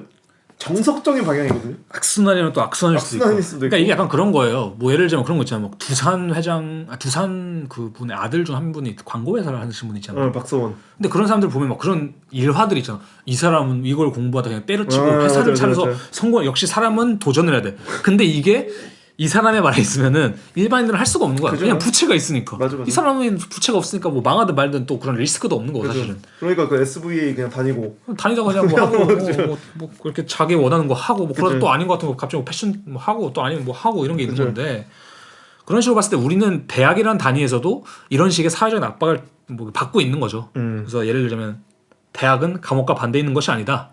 왜냐하면 둘 다 사회적 개인으로 축소되는 과정과 명령을 받는 과정에 관여하기 때문이다. 이걸 듣는 약간 대학교 다니신 청취자분들 약간 눈물 흘리실 것 같은데. 그죠. 아니 옛날에 공감되는 게 있거든요. 옛날에 그 싸이월드 맥락 그런 거 있잖아요. 내가 학교라는 감옥에 갇혀 그 교복이란 죄수복을 입고 이거랑 비슷한 맥락인 건데. 네. 그래서 대학교와 교도소는 둘 다 처방을 목적으로 하는 프로그램이다. 대학의 경우는 학문의 처방, 그리고 교도소는 교정의 처방. 즉 둘 다 지식과 문화를 주입시키며 나머지 쓸모없는 것, 굳이 말하면 범죄와 뭐 어떤 쓸모없는 가치들 축출해 버린다. 그런 의미에서 대학도 감옥이다. 맞아. 이런 말을 하는 건데, 또 다 이제 푸코도 이와 되게 비슷한 말을 하거든요. 이건 대단히 유명한 책이잖아요. 그죠. 푸코의 감시와 처벌. 그죠. 1975년에 나온 Discipline and Punish 이런 책인데 이것도 사실 말하고자 하는 바는 비슷해요. 근데 이거는 이제 굳이 말하면 감옥, 뭐 처벌, 규율의 역사를 봐서 현대 사회에서 이게 어떻게 사람들을 이제 컨트롤하고 처벌하는 권력의 도구로 그죠. 사용되고 있냐 이걸 말한 그죠. 건데 옛날에 이제 중세 시대 때는 신체형이라는 게 존재했죠. 신체형이라는 게 뭐 목을 잘라버린다든가 뭐 때린다든가 사지를 절단해버린다든가 뭐 이런 게 있잖아. 그래서 이전의 처벌은 공개적인 장소에서 되게 연극과 같이 화려하게 진행되었다고 말을 하거든요. 그러니까 화려한 신체형은 뭐랄까 사람들한테 이 재발 방지 측면, 나도 저걸 하면 그치. 사지가 찢기겠구나, 그치. 뭐 이런거나 아니면 신체적인 이런 퍼포먼스를 통해서 군주의 권력을 강화하려는 이제 화려한 의식의 그런 맥락이 있었다고 말을 하는데 그러다 시간이 지나서 이제 단두대가 등장한다요. 길로틴이라고 우리가 말하는. 그죠. 그 단두대 등장으로 이제 이게 약간 바뀌는데 뭐냐면은 신체형은 되게 폭력적이고 굳이 말하자면 사형 집행인 한마디 우리나라로 치면 망나니들 보면 이제 쌍놈이죠. 쌍놈. 굳이 말하자면 최하위 계층이었죠. 그래서 집행자도 그렇게 명예롭지도 못하고 막 실패하기도 하고 뭐 뭐랄까 삑살이라고 하죠. 삑살이 여러 가지 이상한 맥락들이 나오잖아. 그런 얘기도 있어요. 그 조선시대 때 망나니한테 그 사형당한 가족들이 돈을 줬다. 한 번에 깔끔하게 좀 해달라고. 그렇지 않으면 일부러 이렇게 삑살을 내는 경우. 너무 아프지. 네. 근데 이제 그런 걸 봤을 때 길로틴의 등장이 뭔가 웃긴 말이지만 모두의 인권을 보장하는 되게 편리하고 평등한 형벌 도구다. 그래서 이제 그때부터 뭔가 어떤 처벌과 형벌에 대한 인간성과 경제성에 대한 고민을 보여줬다고 말을 하거든요. 그러면서 이제 나중에 이제 18세기 이후 신체형은 소멸되었고 푸코의 말은 이제 그때부터 이제 감옥이 등장했는데 그때부터 이제 맥락이 사회적인 맥락에서 형벌이 이제 완화되었다고 보는 게 아니라 사람의 목을 자르지 않기 때문에 완화되었다고 보는 게 아니라 처벌 목표가 신체가 아니라 정신을 옮겨갔다고 말을 하거든요. 그래서 그때부터 범죄 행위뿐만이 아니라 뭐 범죄 동기, 원인들을 파헤치기 시작했다는 거예요. 한마디로 이게 교정의 단계로 진입했다는 거죠. 그러니까 우리가 프로파일링을 했을 때 프로파일링 마인드헌터 드라마 안 보셨죠? 전 봤어. 거기서도 이제 말하는 게 이 사람들을 우리가 이해해야 된다. 그래야 이해해야 우리가 그 사람들을 막을 수도 있겠지만 교정할 수도 있기 때문에. 그치. 근데 그게 한마디로 말하자면은 이거를 단어로 말하자면 그거죠. 제거가 아닌 변형의 단계로 들어선 거다. 이 사람을 우리가 제거하기보다는 교정해야 된다. 그래서 아무튼 감옥이란 게 이런 거의 대표적인 예시인데 푸코가 결국에 종국에 말한 건 그거예요. 이 감옥의 이 정신을 개조하고 사람을 규율로 통제하고 복종하게 만드는 이 시스템이 사실은 이제 사회 전반으로 퍼져 나왔다. 뭐 이걸 말하는 거죠. 맞아. 그래서 여기서 가장 이제 유명한 대표적인 예시가 파놉티콘이잖아. 파놉티콘. 이거는 저희가 한번 몇 번 얘기하지 않았을까요? 예전에도 한번 했던 것 같아요. 근데 이거를 여기서 좀 되게 좋게 다룰 수 있을 것 같아서 한 번 더 얘기를 해드리자면 네. 뭐 파놉티콘 그냥 간단히만 말씀드리면 그거예요. 옛날에는 굳이 말하자면 감옥이 간수가 그거지. 나 돌아다닌다 얘들아 딴짓하지 마. 뭐 이런 거였다면은 이 파놉티콘의 구조는 관수가 뭘 하는지 절대 볼 수가 없게 돼 있고 오히려 죄수들의 방에 되게 밝게 돼 있어가지고 죄수들이 저기서 날 지금 보고 있나 안 보고 있나. 그러니까 결국엔 스스로가 스스로 감시하게 되는 그 상황에 이르는 거거든요. 그죠. 근데 저는 이게 현대 사회라고 생각해요. 사실 뭐냐면은 옛날에는 아까 화려한 퍼포먼스로 신청을 했다 했잖아요. 네. 그게 뭐냐면 얘들아 나 여기서 이거 하고 있으니까 너네 조심해. 형벌자의 모습이 보이는 건데. 얘들아 나 경비 지금 돌고 있다. 나 순찰 돌고 있다. 너네 뭐 전두환 때도 그렇잖아. 순찰 돌고 있다. 집에 들어가 이거잖아. 근데 요즘에는 오히려 드러나지 않게 하는 거예요. 한마디로 도치된 거예요. 옛날에는 감시당하는 사람이 드러나지 않았고 감시하는 사람이 드러났었는데 요즘에는 오히려 자발적으로 SNS나 인터넷을 통해서 감시를 받는 사람들이 스스로 자발적으로 드러내고 그죠. 그 이면에 드러나지 않는 감시자가 있다. 감시자들은 판을 깔아줄 뿐이고. 판을 깔아준 거다. 그죠. 근데 그런 의미에서의 약간 이제 전복이 있는 거죠. 그렇죠. 그 맥락에. 그러니까 이 맥락이 이제 지금 저희 자본주의로 엮으면은 많이 나오는 말이 그 감시 자본주의랑 맞는 것 같아요. 그죠. 그러니까 판을 깔아준다는 게 그러니까 과거에는 어떤 식으로 뭐라 하죠? 어떤 권력 단체나 기관이 사람들한테 의견을 구하고 데이터를 쌓았다면 이제는 예를 들면 뭐 페이스북이라던가 아니면 어떤 기타 SNS에 가서 데이터들 그러니까 유저들이 알아서 데이터를 축적하거든요. 그리고 그 데이터를 이제 알고리즘이 형성을 한 다음에 데이터를 가지고 이제 예측 가능한 데이터를 만들잖아요. 그러니까 과거에는 어떤 권력자나 무슨 누군가가 그러니까 데이터들을 분류했다면 이제는 사람들이 알아서 데이터를 주는 맞아요. 역설적인 상황으로 바뀐 거죠. 그래서 이제 감시 자본주의가 재밌는 게 그건 것 같아요. 그러니까 사람들이 이런 예측 가능한 데이터를 주기 때문에 언젠가는 우리가 우리 입맛에 맞는 대로 알고리즘이 계속 뜨잖아요. 그죠. 그리고 이걸 우리가 유저들이 반대로 자유의지로 생각을 하거든요. 아 내가 원하는 콘텐츠를 내가 만들고 있어라고 생각하지만 그러니까 내가 봤으니까 나한테 맞는 플레이리스트가 등장한 거지. 근데 그 맥락을 뒤에서 봤을 때 이것들이 어떻게 결국에는 이제 패턴화되고 어떤 양식이 되기 때문에 그죠. 이걸 가지고 사람 그 기관들이 입맛에 맞도록 사람들을 조종할 수 있던 거죠. 그래서 보면 이제 너찡이라는 말과 이제 행동 유도라는 말이 있어요. 그러니까 페이스북도 예전에 어떤 심리 게임 같은 거라고 해야 되냐? 그런 것들을 이렇게 퍼뜨렸거든요. 일부러. 예. 근데 이거를 이게 사람들이 이게 당연히 자기 심리 상담이고 자기가 어떤 캐릭터를 갖고 있는 건지에 대한 질문이니까 재밌게 할 거 아니에요. 그리고 이 콘텐츠들을 각자 친구들이나 이렇게 계속 공유할 거 아니에요. 나중에 밝혀진 게 이 자료들을 가지고 데이터화 시켜서 그 트럼프 대통령 그 당시에 당선되는데 이게 일가견 일조를 했다고 하더라고요. 맞아. 그때. 네, 그래서 이걸 가지고 여기서 이제 감시자본주의가 화두가 됐던 거죠. 근데 이게 지금 요즘 같은 세상에 저희가 유튜브 많이 하잖아요. 그죠. 그런 것들 보면은 이 알고리즘 쌓이는 것들이 내가 알게 모르게 계속해서 내 정보나 아니면 나의 관심사나 이런 것들이 이렇게 쌓이고 있는 현상이. 그래서 실제로 저는 산드라 무진가가 정확히 우리가 말하는 그 감시자본주의라든지 그 이론에 대응하는 작가라고 생각하거든요. 대항이라고 해야 될까 굳이 하자면. 왜냐면 산드라 무진가 MZ 세대라고 했잖아 어쨌든 간에. 그런 거 봤을 때 그거 하면 안 됩니다 지금. 네. 이 MBTI와 이 MZ 세대 자체가 뭐 어때요? 그냥 굳어진 말이니까 쓰는 거지 뭐. 네. 근데 이제 그걸 봤을 때 우리가 그거를 좀 철저히 느끼고 있는 사실 첫 번째 세대잖아. 어떻게 말하자면 그거 그죠. 논리도 좀 알고 있고. 그죠. 그래서 산드라 무진가도 실제로 어떤 거 말을 많이 하냐면은 뭐 몇 가지 코팅이라고 하죠. 그 얘가 말한 걸 좀 말해보자면 활동가적인 성향을 가진 예술가들 사이에서 사회적 문제를 강조하는 데 사용되어 온 인터넷은 겉보기에는 민주적인 플랫폼을 가진 듯 보이지만 사실 순식간에 자신의 의견과 태도에만 집중하고 반대 의견을 가진 사람들을 차단하는 메아리 챔버가 될 수도 있다. 그 다음에 인터넷의 과잉 커뮤니케이션은 일이 여가로 확장되는 것을 의미한다. 그래서 이게 푸커시로 말하자면 감옥에서 사회 전반으로 흩어나간 거죠. 왜냐면은 공과사가 분리가 돼야 되는데 그게 안 되니까. 그치. 그래서 상사가 아무리 개새끼일지라도 나는 상사와 친구가 되어야 하며 왜 실제로 인스타 친구 해야 되고 뭐 카톡 친구를 해야 되니까 나는 언제든지 그의 이메일에 답장을 보내야 된다. 그래서 생산수단이 실제로 당신 자신의 생각과 몸이 되어버릴 때 몸의 소외는 대단히 우리가 두려워할 만한 것이 된다. 그죠. 그러니까 한마디로 그래서 내가 볼 땐 산드라가 이 몸이란 걸 강조하는 것 같아요. 맞아. 우리가 몸이란 게 점점 물질적인 신체가 그 소외되고 있고 우리가 아까 그랬잖아요. 신체형이 사라지고 정신적인 형벌이 정신적인 교정이 등장했다고. 그런 면에 있어서 산드라 무진가가 이 감시와 처벌의 맥락을 도입하면서 그것을 몸으로 풀어내려고 하는 것이 봐라를 좀 말한 것 같아요. 너네 이거 좀 봐 이렇게 되고 있잖아 우리. 그러니까 자기가 앞서서 약간 자기의 뭐라죠? 자기 희생적인 모습을 보여주면서 이렇게 되는 거잖아. 우리 지금 이렇게 되고 있다고. 그러니까 실제로 산드라 무진가도 인스타그램 말하면서 제가 인스타그램 오픈해서 이제 가족 사진 몇 장 올렸다. 그러면서 이게 많은 걸 말하고 있는 것 같지만 사실 아무것도 말하고 있지 않다. 뭐 이런 맥락으로 말한 것처럼 어떻게 보면 인터넷에 대해서는 좀 회의적인 게 있는데 그래도 인터뷰를 좀 끝까지 읽어보면 그래도 우리가 그걸 극복할 수 있을 것이다. 이런 맥락을 봤을 때 사실 그러니까 얘가 산드라 무진가가 똑똑하다는 게 그거예요.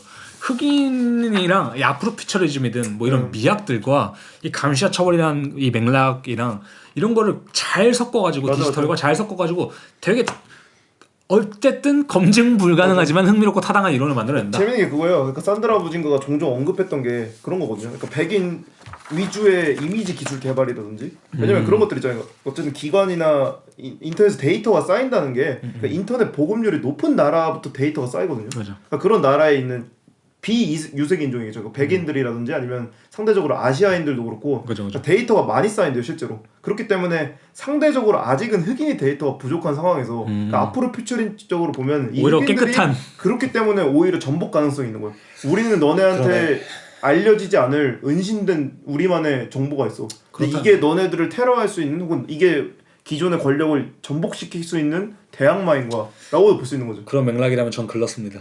나도 글렀어요. 너무 많은 유튜브를 보고 너무 많은 밈을 알고 있어요 이미. 그런 부분들을 그러니까 잘 끌어온 게 재밌더라고. 그게 어쨌든 결국 저격수의 자세거든요. 그러니까 나를 숨김으로써 공격할 준비가 돼 있는 거죠. 그죠. 그러니까 이게 되게 역설적인데 이거를 이렇게 사회의 맥락과 섞어서 표현했다는 게 기가 막힌 거죠. 아니면 이걸 해석하는 저희가 기가 막힌 걸 수도 있죠. 그런 부분이 진짜 흥미로운 것 같아요, 확실히. 맞아요. 근데 어쨌든 이게 뭐 동물적인 감각이든 뭐 예술가적인 직관이든 뭐든 간에 타당해요. 이런 섞어놓은 것들이 되게 잘 맞아 떨어지고. 맞아요. 이게 되게 뭐 작업에서 어느 정도 잘 등장하고 있고 아까 말한 것처럼. 가장 최근에 했던 작업이 그 함부르크 바흐프에서 했던 게 그거였죠. 스컬프처랑 또 뭐였죠? 약간 소리는 없다고 했었고. 그죠. 근데 소리를 안 나온 건 확실히 좀 의외인 것 같아요. 그러니까 근데 그게 처음에는 소리가 있으면 더 좋지 않을까 생각을 했는데 없는 게 그러니까 은신이라는 개념을 생각해봤을 때 그러니까 고스트들이 있는데 소리가 날 리가 없거든요. 그다음에 요즘에 소리를 또 많이 쓰니까. 그죠. 또 넣는 게 그리고 거기서 많이 썼었으면은 확실히 그 성띄우가 겹쳤을 것 같아요. 성띄우 겹쳤을 거예요. 성띄우는 사운드에 또 뭐 나름 달인이라면 달인인데. 근데 뭐 어쨌든 무진가도 아티스트 외에 DJ로서도 활동을 오래 했기 때문에 그런 것들 보면은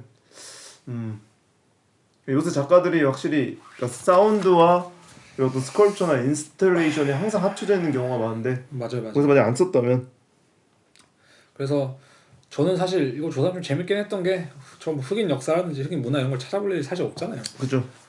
그런 걸 봤을 때 이런 걸 좀 찾아보는 재미가 있고 이런 그러니까 아까도 말했지만 진짜 저희는 흑인을 절대 아마 이해할 수 없을 텐데 흑인들도 아마 저희를 이해할 수 없을 거고. 그죠. 그래도 좀 그들이 어떤 식으로 나아가냐 이걸 보면서 방향성이 좀 보이는 느낌이 있었죠. 그러면서 우리는 또 어떤 식으로 나아가야 될까 이런 좀 생각도 들게 좀 만드는 그런 거 같아요. 제가 볼 때. 그게 가장 컸던 것 같아요. 어쨌든 저희도 유색인종이잖아요. 그리고 주류 사회는 절대 아니었단 말이죠. 그런 점에서 어쨌든 흑인들이 지금 비주류였던 인종이나 비주류였던 문화가 치고 올라가고 있는 상황이잖아요. 이게 되게 재밌는 현상인 게 우리가 과연 우리는 어떤 방향으로 가고 있는가라고 좀 뭘 생각할 거리 주었던 그런 거였던. 그래서 저는 느낀 게 확실히 그래서 처음에는 단순히 좀 힙한 흑인 작가겠다 뭐 이런 식으로 생각했는데 그냥 그걸 떠나서 그걸로만 치부하기에는 되게 인종적이고 사회적이고 뭐 지리적이고 매체적이고 이런 탐구들이 되게 높은 수준을 좀 존재하는 것 같아요. 맞아요. 그래서 되게 뭐 생각보다 조사하는데도 재미있었고 나름 되게 오랜만에 해서 그런지 좀 재밌게 한 것 같기도 하고. 근데 아쉬운 거는 그럼에도 표현되는 방식이 아직은 전반적으로 되게 획일적이고 그다음에 이런 식으로 말할 수 있을 것 같아요. 이 탐구가 뛰어나다는 것도 있겠지만 동시에 아직은 작업에 돌출되는 부분이 많이 없어. 그게 뭐냐면은 이론을 잘 접합시켜 놓은 것 같아요, 그냥. 맞아. 제가 봤을 때는. 맞아. 그래서 뭐 어떻게 보면 좀 이제 하이프 받는 것도 있겠지만 그 정도 수준 하기도 힘든 거고. 그 만들어낸 스컬프처가 약간 현재로서의 약간 최종적인 형태라고 보이기도 하거든요. 그러니까 왜냐면 이론의 집합체. 그러니까 이걸 왜 우리가 이렇게 평가하냐면은 사실 여기 우리가 소개한 어떤 담론들이 폴 길로이다, 뭐 다른 사람 이름, 뭐 다른 학자들 여러 가지 학자들 프레드 모튼의 이름을 빌려서 말했지만 사실 뭐 푸코 이후 계속적으로 나온 사실 포스트 모던 담론이거든요. 이것들이 뭐 정체성이 다면화돼 있다. 뭐 신체가 그러니까 당연하게 항상 얘기되는 이야기다. 어떻게 보면 당연하게 얘기될 수 있는 건데 중요한 거는 이제 물론 그걸 잘 접합시키긴 했죠. 맞아. 근데 아쉬운 건 그거예요. 이 담론들이 센 담론인데 그다음에 이런 미학 그녀가 실제로 사용하는 미학들도 되게 센 미학들이에요. 맞아. 많은 작가들이 이미 사용하고 있는. 근데 아까 말했잖아요. 이거를 산드라 무진가가 흑인이라는 뭐 맥락, 또 신체라는 맥락, 뭐 이런 맥락을 접합시켰기 때문에 이게 되게 유니크해진 건데 사실 미학들만 놓고 보면은 이런 미학들은 사실 되게 많아요. 요새도 뭐 SF가 또 원래 뜨고 있을 수 있지만 이렇게까지 갑자기 급부상한 거는 확실히 그 메타버스 있잖아요. 그러니까 그것과 다시 한번 좀 결부되면서 그러니까 많은 작가들이 출구를 못 찾을 때 가장 쉬운 방법이 사실 사변적인 방법이거든요. 맞아. 그러니까 갑작스럽게 나의 세계관을 만들어내는. 그러니까 이게 아까 말한 그 띠오리잖아요. 검증될 필요가 없이 흥미로운 걸 만들어내면 되는. if로 시작하면 되는 거예요. 맞아. 만약 내가 아시아인이 아니라 사실 동물이었다면 이런 주 섹슈얼리티도 그거잖아요. 사실 인간의 역사가 이렇지 않았다면 어땠을까라는 뿌리 없는. 그래서 사실 우리가 전시를 다니거나 뭐 이럴 때 어떤 한편에서 되게 어떤 허무함을 느끼는 허탈함을 느끼는 이유 중 하나가 사실은 전시들이 대부분 그런 게 많아요. 제가 볼 때는. 그래서 어쩌라고. 왜냐면은 검증되는 게 없기 때문에 내 생각에는 그러니까 너무 붕 떠 있는 느낌. 너무 붕 떠 있는 거지. 예를 들면 우리가 철학책 하나 뭐 칸트라든지 뭐 이런 걸 독파한다면은 힘들겠지만 끝에는 이 사람의 세계관이 분명히 존재하고 맞아. 이것이 되게 확고하다는 건 느낄 수 있을 것 같은데 맞아. 이런 류의 작업들을 보면은 마지막에 드는 생각은 그건 거지. 뭐 이런 SF도 그렇지만 뭐 그래서 어쩌란 거야. 그러니까 마블 유니버스가 사실은 어떻게 보면 또 비판받는 포인트도 그런 걸 수 있잖아. 그래서 어쩌라고. 이것들이 너무 그러니까 뭔가 좀 붕 떠 있는 느낌이기도 하고. 내 생각에는 그런 게 좀 있는 것 같거든요. 맞아. 근데 그런 거 봤을 때 어쨌든 그녀의 작업도 아직은 좀 그런 수준에 있는 것 같긴 하다. 뭐 근데 이게 세계의 전반적인 트렌드고 맞아. 그렇긴 한데 다만 내가 생각했을 때 이 돈룩업이 사실 그거잖아. 아까도 얘기했잖아. 돈룩업이 사실 사람들이 얘기를 안 하잖아. 왜냐 그게 왜냐면은 그래서 다 그거잖아. 그래서 어쩌라고. 행성이 떨어지는 게 어쩌라고. 비현실적이니까. 근데 그게 현실이 되는 순간 재앙이 되는 것처럼. 그러니까 뭔가 어쨌든 현실과 맞닿는 그러니까 한 구석이 있다면. 이게 디카프리오는 그 영화 안에서 끊임없이 이 과학적인 팩트를 들으면서 이게 중요한 거고 이래서 이게 분석이 맞고 이 계산이 맞는데 왜 이거 인정을 못하냐자. 이 시대는 더 이상 검증된다는 게 중요한 게 아니거든요. 논증이라고 하죠. 그렇죠. 논증되는 게 중요한 게 아닌. 보여야 중요한 거지. 보여야 중요한 것처럼.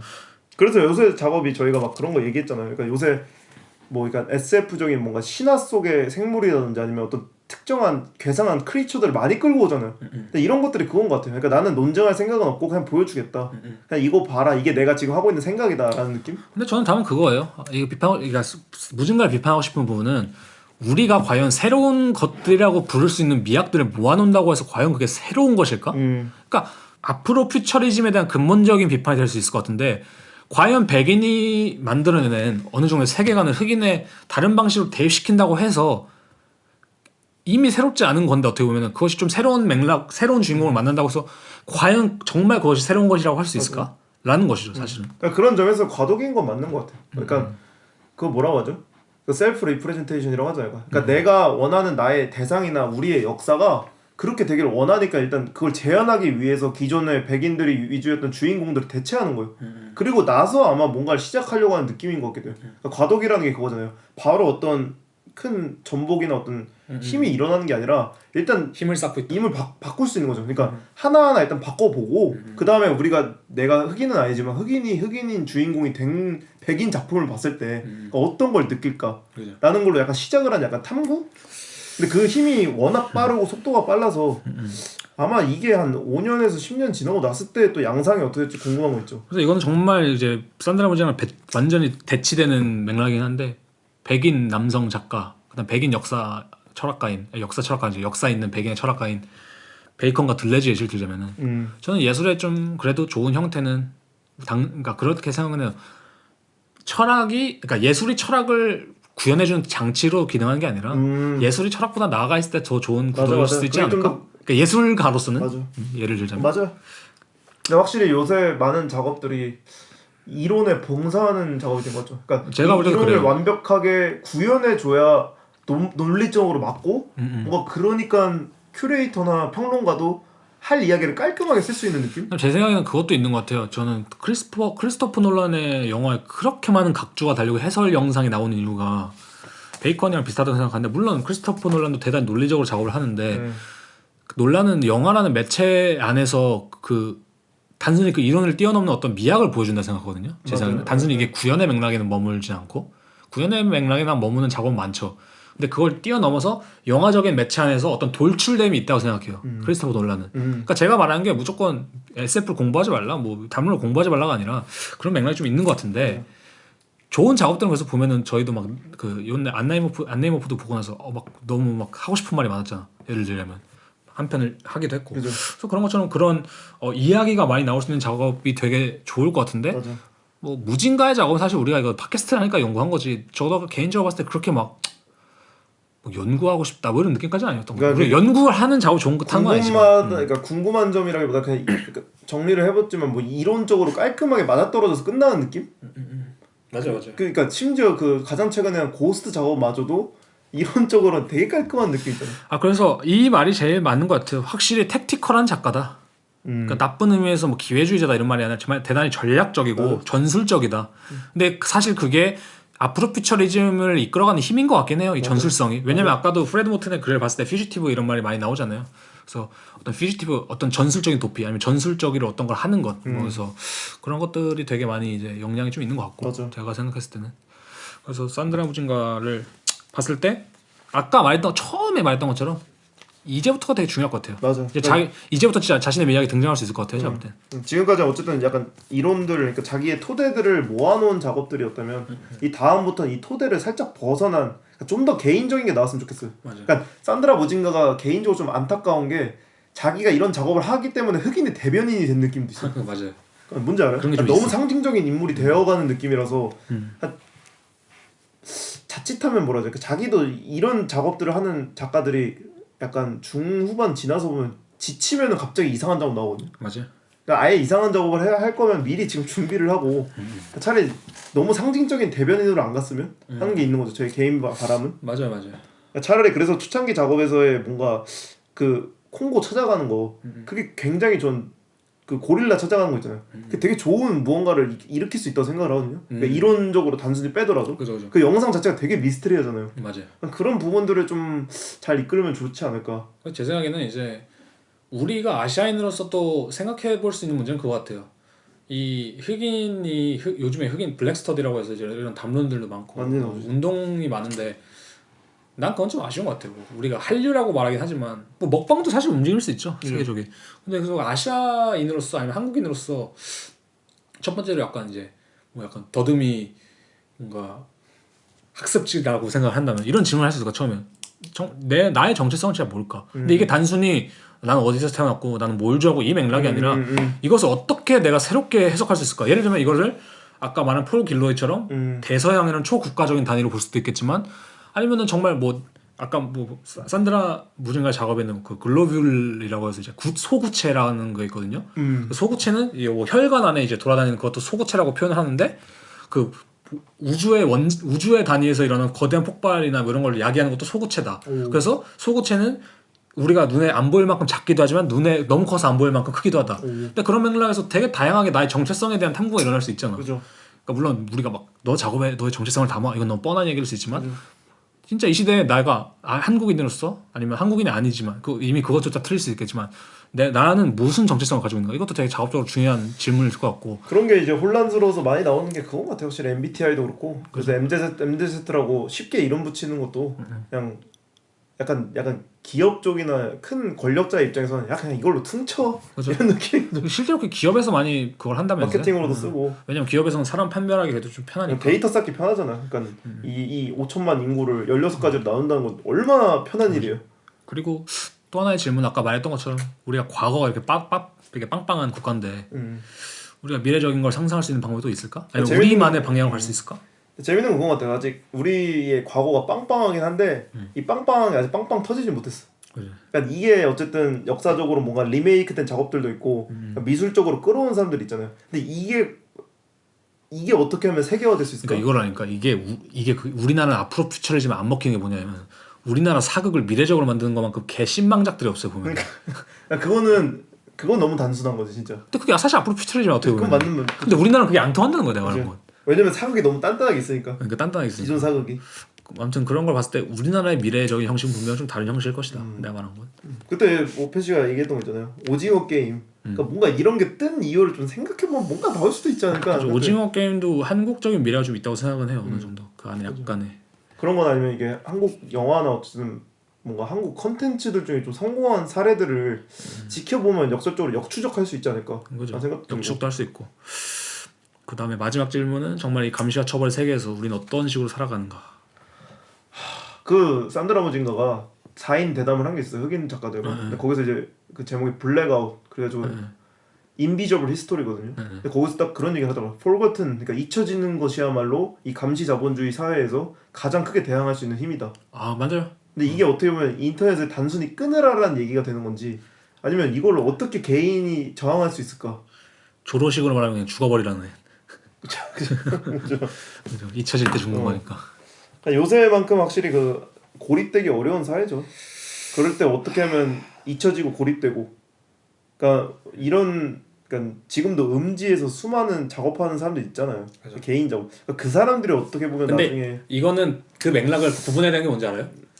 뜨지 못한 것과 뜨지 않는 것은 다르지. 내가 스스로 일부러 잊혀지는 것은 다른 거다. 그러니까 정신 승리해야 된다. 예를 안 뜨는 작가가 있겠지 당연히 어디든. 뭐 저희도 그렇겠지만 아직 뭐 이렇게 엄청 유명한 작가는 아니니까. 근데 우린 뜨고 싶잖아 아직은. 그죠. 그러니까 우리는 잊혀진 그렇다고 해서 우리가 잊혀졌다고 이게 스스로 이제 위안하면 안 된다는 거지. 그지. 근데 진짜 잊혀진다는 건 무엇일까? 그러니까 모란디처럼 살아야 되나? 좀 마이클 이스미스도 되게 그런 그러니까 맥락일 수도 마이클 있고. 이스미스도 마르지엘라도 사실 그런 거 수도 모범 있고. 사례잖아요, 나름. 마르지엘라도 이렇게 오래 잊혀져 있다가 파리에서 그걸 못 찾고 그 기어 나와서 전시하잖아. 자기가 이제 예술 작업한다고 마르지엘라. 이런 마르지엘라조차 이제 기어 나와서 예술 작업 전시하는 세상인데 그죠. 어떻게 하면 우리 잊혀질 수 있을까? 와, 저희를 잊어주십시오. 저희 지금 기록 다 남기고 그냥 기록 다 남기고. 이걸로 인스타 계정 만들고 우린 저희는 드러남으로써 드러나지 않게 되고 난리를 다 쳤는데 난리 다 쳤는데. 저희를 찾지 마십시오. 그런 거 저희의- 그런 거 해시태그 졸라 걸고 저희의 신상은 궁금해하지 마십시오. 이번 해시태그에 그런 거 좀 해요. 잊혀짐. 폴 같은 폴 같은 운동. 폴 같은 그거 운동. 되셨죠. 우리 한번 이제 폴 같은 챌린지 이런 거 한번 하면 좋겠네. 어떻게 잊혀지실 거죠? 이게 재밌는 거야. 인스타를 통해서나 보는 건 틱톡 뭐 인스타 이런 걸로 많이 하잖아. 그래서 그런 드러나는 매체를 통해서 잊혀지는 방법을 탐구하는 챌린지인 거지. 가짜 영정 사진을 만드는 거야. 그럴 수 이 사람 있- 죽었다고. 그러니까 사람마다 다른 거지. 그럼 괜찮네. 한번 뭐 진행할 수 있으면 나중에 해보도록 하겠습니다. 문제는 이것도 이제 빅데이터가 돼서 이제 이런 사람들 요새 이런 운동하네. 이걸 맞춤 상품 없을까? 모르겠죠. 아무튼 그래서 영화- 이번 시간은 뭐 여기까지 하는 걸로 하죠. 네. 꽤 길게 나온 것 같은데 1시간 반 넘게 나온 것 같네요. 거의. 지금 이거 뭐 녹음의 일부인가요? 네? 마지막 네, 녹음 인사- 일부죠. 아 그죠? 아, 저 갑자기 사 이야기로 빠진 줄 알아서 네. 마지막 인사는 또 드리고 그렇죠. 마지막 인사합시다. 또 이제 들어주셔서 감사하고 다음 이제 에피소드는 또 한번 저희가 계획을 짜서 또 이제 올리는 걸로 네네. 그렇게 하도록 하겠습니다. 네 들어주셔서 감사합니다. 들어주셔서 감사합니다. 모두 새해 복 많이 새해 받으십시오. 복 많이 받으세요.